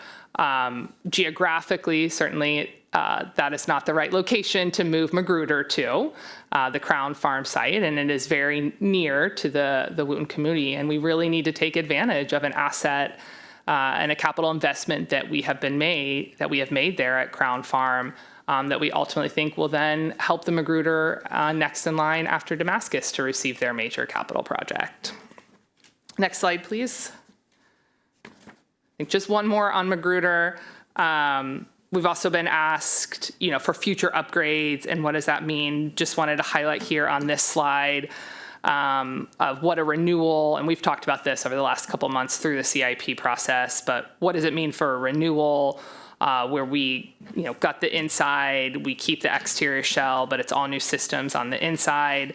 What it means for a renovation where we keep the walls and we're just touching, the flooring and the HVAC. And if there isn't a holding school available, we have the option to do just like we will probably do at Eastern, where it's a replacement school and it would have to be on the fields while they would stay there. All of this takes money to do, is the theme in this, and is important as we move through the CIP process. Okay, home stretch. Next slide, please. Just a few quick slides on, again, some of the themes that we have heard in different parts of the area for this boundary study.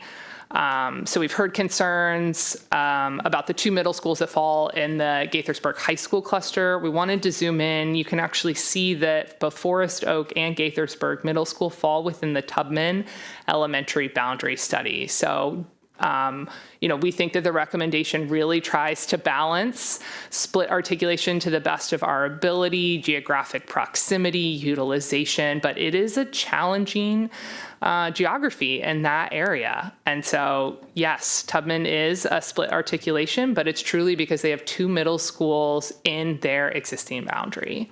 So just wanted to emphasize that. Next slide, please. Clarksburg High School and the expansion of Damascus. We've also heard, and this goes back to some of our earlier conversation, Clarksburg is still growing. It's an area where we are still seeing an increase at many of the elementaries.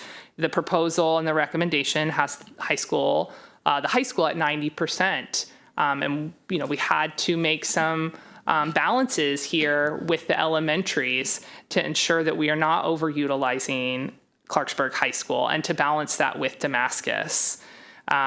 It's the cost per square foot of adding additional capacity at Damascus because of the replacement project that's in the queue with the CIP is more cost effective than adding a standalone addition at Clarksburg High School. So in the current recommendation, we're showing that the Snowden Farm, who currently does a split articulation between Clarksburg and Damascus, will have full articulation to Damascus.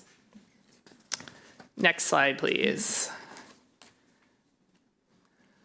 Just a few more on the split articulation elementary boundary. So on the left, you have Sally Ride, who will have split articulation to middle school and high school. So you've got Neilsville to Clarksburg, and then Clemente to Seneca Valley. But we are trying to split those at the very natural barrier between I-270. And then for Gibbs, we have split articulation from middle school and high school. So you have part of it going from Neillsville to Clarksburg, and King and Seneca Valley. And again, it's on that I-270 split. Next slide.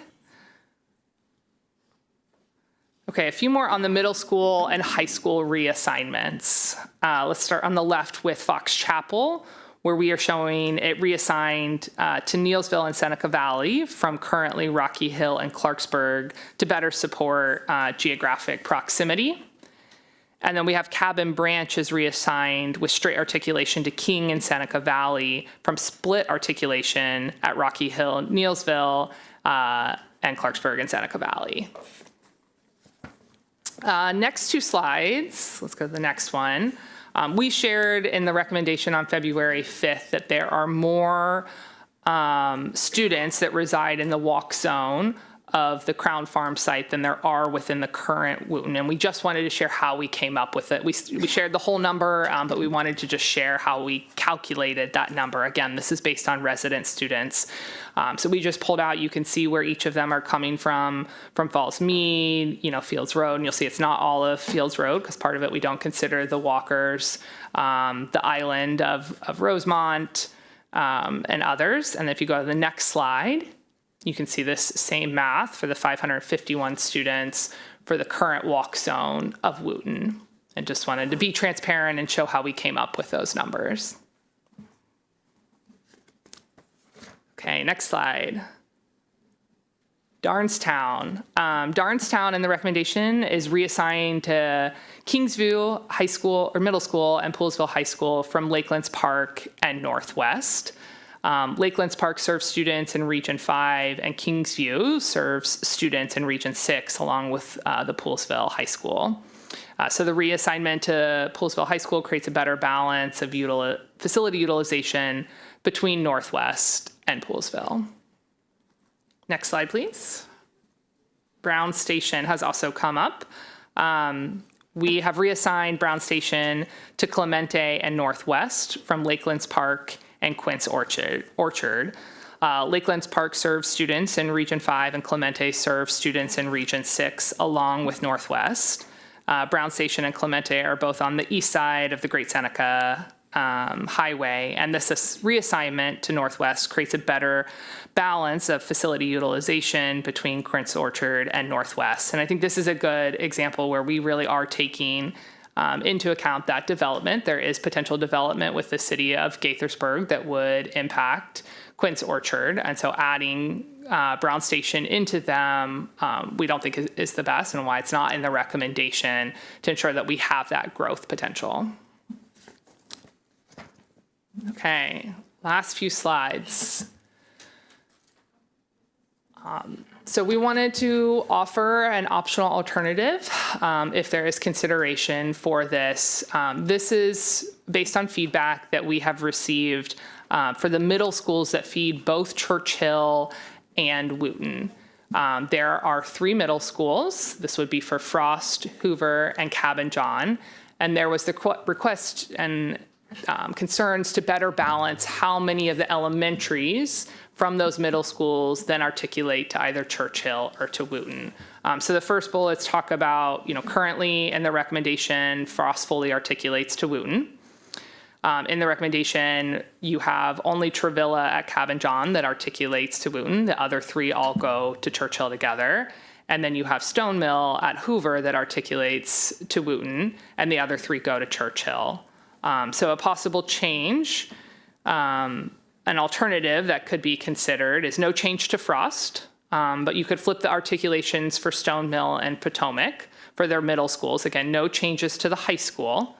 The utilization for Cabin John and Hoover would still remain pretty balanced, and this would allow, for Cabin John, it would have 2 elementary schools, Travilla and Stone Mill, that would articulate to Wootton, and Bells Mill and Seven Locks articulate to Churchill. For Hoover, you would then have straight articulation from Hoover to Churchill. And I'm going to jump to the next slide and explain why, though, we did what we did in the recommendation. If we go to the table, this just shows the utilization. Go to the next slide, please.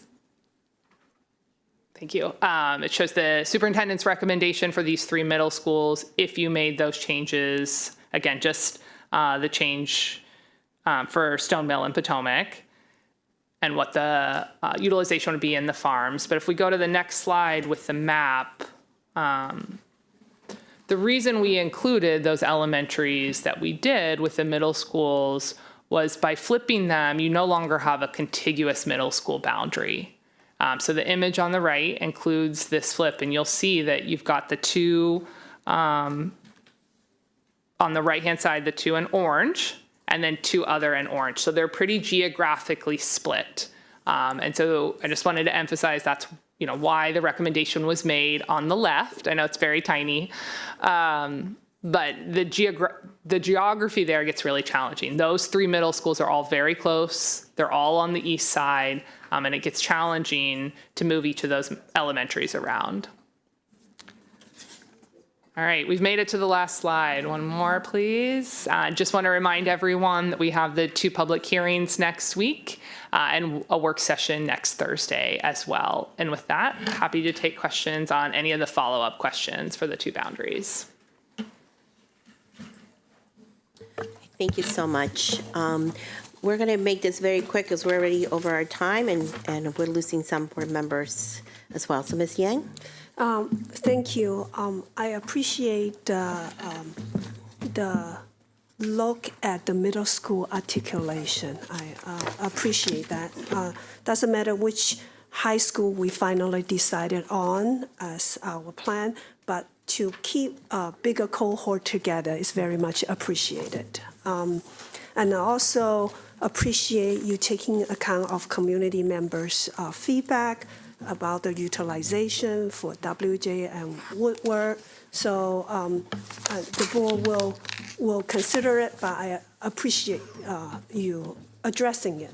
Now, for slide 88, which is the non-transported areas or walk zones, I'm looking at the Crown Farm locations. For the walk zone, one of those streets pop out to me, which is Key West, which is a pretty wide six lane at some places. Is that, no? Not there. Not there? No. So,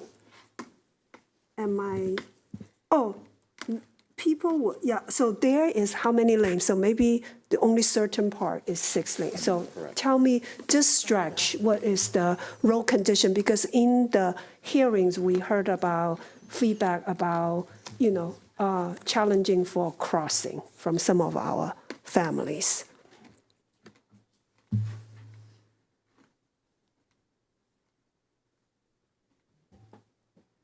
We can certainly get back to you on that one, yeah.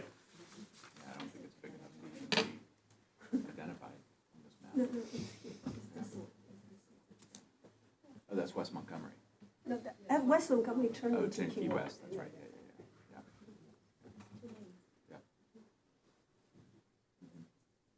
We'll verify and get back to you. Ms. Stewart. Yes. So I want to give my appreciation for page 68, slide 68, that shows the varied percentage of our capacity.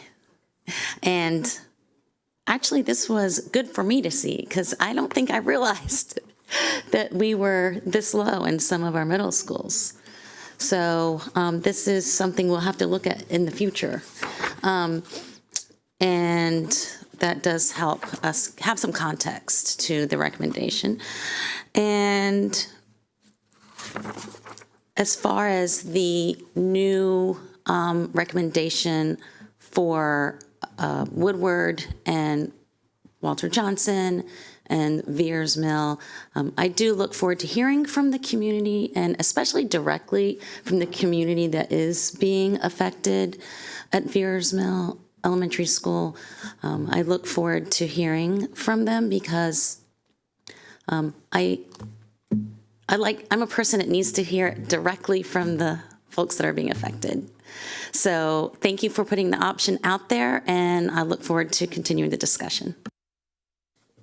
Ms. Zimmerman. Thank you. I'm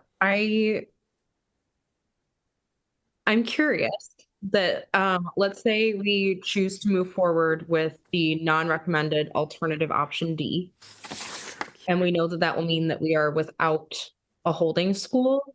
I'm just curious, how does that change any of our projects or cost projections for any major capital improvements for some of the schools that we're discussing?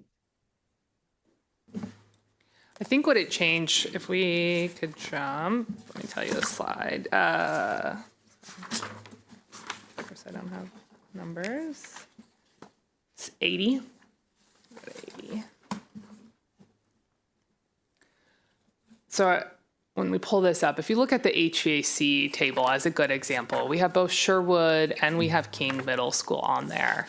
While there will definitely be some cost savings if we would not do this over multiple summers, the real advantage is really simply to just not do it over multiple summers. We anticipate a size of Sherwood High School to take 4 summers and for King to probably take 3 summers. If we could do that and move them into a holding school, again, we could do it in half to a whole academic year. It's less disruptive. I think ultimately we probably get a better quality of design because they're not starting and stopping for 4 summers in a row, mobilizing and unmobilizing each summer in the 8 weeks that we have. So I think we would see some cost savings, but I think more the quality of the construction and the speed at which we can do it is the huge advantage to us. Okay, so just to clarify, it's more about how the volume of projects we can get done as opposed to the dollar savings, because we likely won't see a huge change in cost. Is that accurate? Not so much the volume, it's the time in which it'll take us. Starting from, we've been talking a lot about Sherwood because they are in desperate need of their HVAC project, and we've been talking with that community a lot over the last few months. You know, it would be great to not have to do the project and not be complete for another 5 years. Same for King, right? If we cannot just rely on only being able to do this type of construction in 8 weeks, there's a much faster speed in which we can do these projects. But yes, to your point, Ms. Zimmerman, the cost would be impacted positively for MCPS if we didn't stretch it out over a longer period of time. Naturally, there's going to be year-over-year cost escalations, but then there's also a startup and a close-up cost every time that a team would have to come and mobilize to do the work over the summer. If you could just do the work consistently and over a shorter period of time, it does create a cost savings. You're absolutely right. Okay. I'm also curious. I don't know that I've necessarily gotten a full picture as to what will happen to the existing Wooten facility when it's not being utilized as a holding school, if we choose to move forward with option H. Will there be points that the building is vacant? Will there be points that there is that it's not even utilized at all? I think that's also some of the community fear, is that there's going to be a vacant building sitting there, and it is a great community asset. And I think about too the proximity to Frost, and if I were a middle schooler, and how exciting it would be that there could be unsupervised access to somewhere that sits potentially vacant. I can see the community fear of this. So can we get a clearer picture? Is that at risk for the building? Yes, I mean, I think we don't know the exact schedule of the holding facility. It is reliant on our capital funds to be available. We would like to use it as frequently as we can, and we have funds available that would be helpful for us. But yes, there might be moments in time where there is no one in there. The more we can utilize it, the more we can move through some of our capital needs, though. Okay, I would like us to explore the cost of having security there, as well as having some of our building service crew there as well. even when the building isn't being utilized as a holding school. So I also thank you, Ms. Zimmerman. I think you're right that we should be looking at that as well. The other thing that I'd like to elevate is community use of public facilities. We frequently, as a school system, run a deficit in terms of meeting space, and I know that candidly we would certainly use that building on a pretty regular basis, but our goal would really to be to use that consistently for educational purposes. The projects that Ms. Swayatoka elevated in terms of systemic projects is a likely starting place for holding facilities until other larger scale projects get approved, like Magruder, or other school reconstructions or renewals or renovations get approved. But the idea here is how do we leverage something that we don't have right now? We don't have any secondary holding schools to move a lot of projects through our queue. Candidly, there are two big barriers for us to do a lot of the work that we know we need to do in our capital improvement plan. The first one is, do we have enough financial resources to do the project? The second is, do we have adequate holding facility space to do that project? We could have all the money in the world, and it would not move projects like Magruder faster through the queue without having a holding school to make that project a reality. This actually removes one of the barriers to making that possible. One of the barriers to some of our HVAC projects and getting them done with the kind of continuity, quality, and speed that is actually going to improve the student learning environment is, can we get it done in less than a couple of years? And the only way that we can get some of those projects done is if we have a holding facility. I'd be very frustrated as a Sherwood parent looking at the project timeline for an HVAC replacement if I had an incoming 9th grader. Because during the entirety of that child's experience in high school, they're going to have a malfunctioning HVAC system in all or part of the building. That really is our dilemma. So I think that to the extent that we could leverage a space that we have, even if it's in an inconvenient area for some parts of the county, it's still worth it for us to use a facility more frequently than not, and to leave it empty and vacant doesn't really serve us very well at all. Okay. Thank you. She might have more. Are you done, Ms. Zimmerman? I appreciate the follow-up, and I think the other element of this is that there is still a cost associated with utilizing Wooten as a holding school, that we know that the building does need significant upgrades to it to be utilized. And I think that's also where a lot of community members are feeling some pause, that there is additional cost to that as well, that there would be cost to renovate and utilize as a fully comprehensive high school and continue to have capacity and utilize high school that way. There's also cost to the whole school.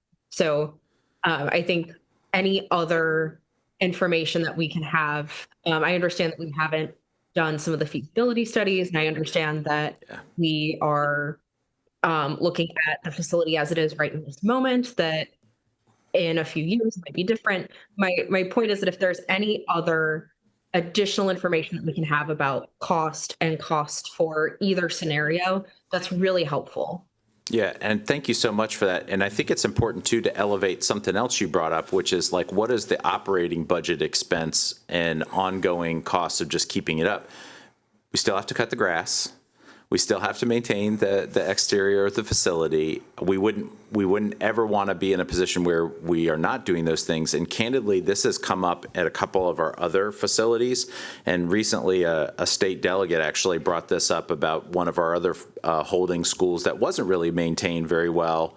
And you know, for us to have a commitment to having a holding facility and keeping it up, there is an ongoing maintenance cost. There is an ongoing security cost. There are ongoing utility costs that need to be factored in. They may be a lot less than what it might normally be, but you're right. No matter what the scenario is, whether it's this scenario or another scenario, all of them have some type of cost structure involved, and we can definitely do a sketch for the board as you're contemplating this big decision.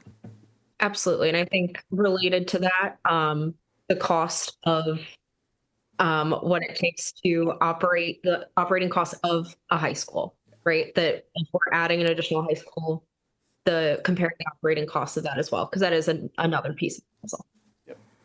Ms. Stewart? So I was looking at I'm sorry, I don't have the slide number, the list of items to upgrade Wooten through time as a holding facilities. I added that up and it came out to about $50 million because I do believe there was a number out in the public. Up to, I believe Dr. Taylor said. Yeah, it could be up to 100 million, but keep in mind that this 50 million is in today's dollars, and that cost escalation with construction continues to go up. And inflation. Yes, and inflation, and I don't want to give anyone any false hope that for the low price of $50 million, we've fixed every problem at the current site for this facility, when in reality, by the time that we mobilize and queue up a lot of these projects in the CIP, they may cost a lot more than what we've initially projected right now. So you have a note at the bottom of the slide, and I'm really glad you pointed that out, Ms. Stewart, because the reality is that we were projecting HVAC costs a lot lower a year ago. They are a lot higher. Due to federal tariffs, the cost of building materials has skyrocketed. The cost of labor tied to construction and tied to facility maintenance has dramatically changed in recent months, and is projected to continue to go up over recent years and in future years. So we're mindful of those things as we're starting to tabulate and to calculate. And this is not an exhaustive list. One of the things that we are paying particular attention to at this particular campus is also some of the plumbing and electrical issues. Electrical is listed here, but plumbing is definitely something else that we would add to this list, and is a large systemic and might be very expensive when we figure out some of the root cause of some of the issues that they've experienced at the school in recent years. And this would be over time. This would be a list you would go through over time when you could afford it. Yeah, not all at one time, whether it's 100 million or 50 million or what have you. This would be maybe 50 million over 10 years, or maybe up to 100 million over 10 years, not necessarily one check at one time. Also, some of these projects might be easier to do if there weren't children in the building, I am assuming. I'm really glad you elevated that too. As a matter of fact, the vast majority of them can't be performed when children are in the building, which is a significant limitation for us. Okay, thank you very much. Thank you. And I was just looking at what the cost, I think, was for sure, where the high school was almost like, if we were to replace the HVAC today, it would be close to $32 million. Yes. And that, we're just talking about one school. Yep, exactly. So, and that's what I mean. That's today's price. Okay, I don't see any more questions. Thank you so much to the staff for all the work, for answering all the questions. We know you guys have been working almost every weekend, and we truly appreciate. I have to tell you, that has been one of the best presentations I have seen, especially about development and so on, that I have seen in this county, and I've been around a long time. And so anyway, thank you for that. And with that, I think if there are no further questions, I like to conclude today's work session. Board members? Okay, do we need a motion? And I think we're good, right? Yay, we're good. Thank you.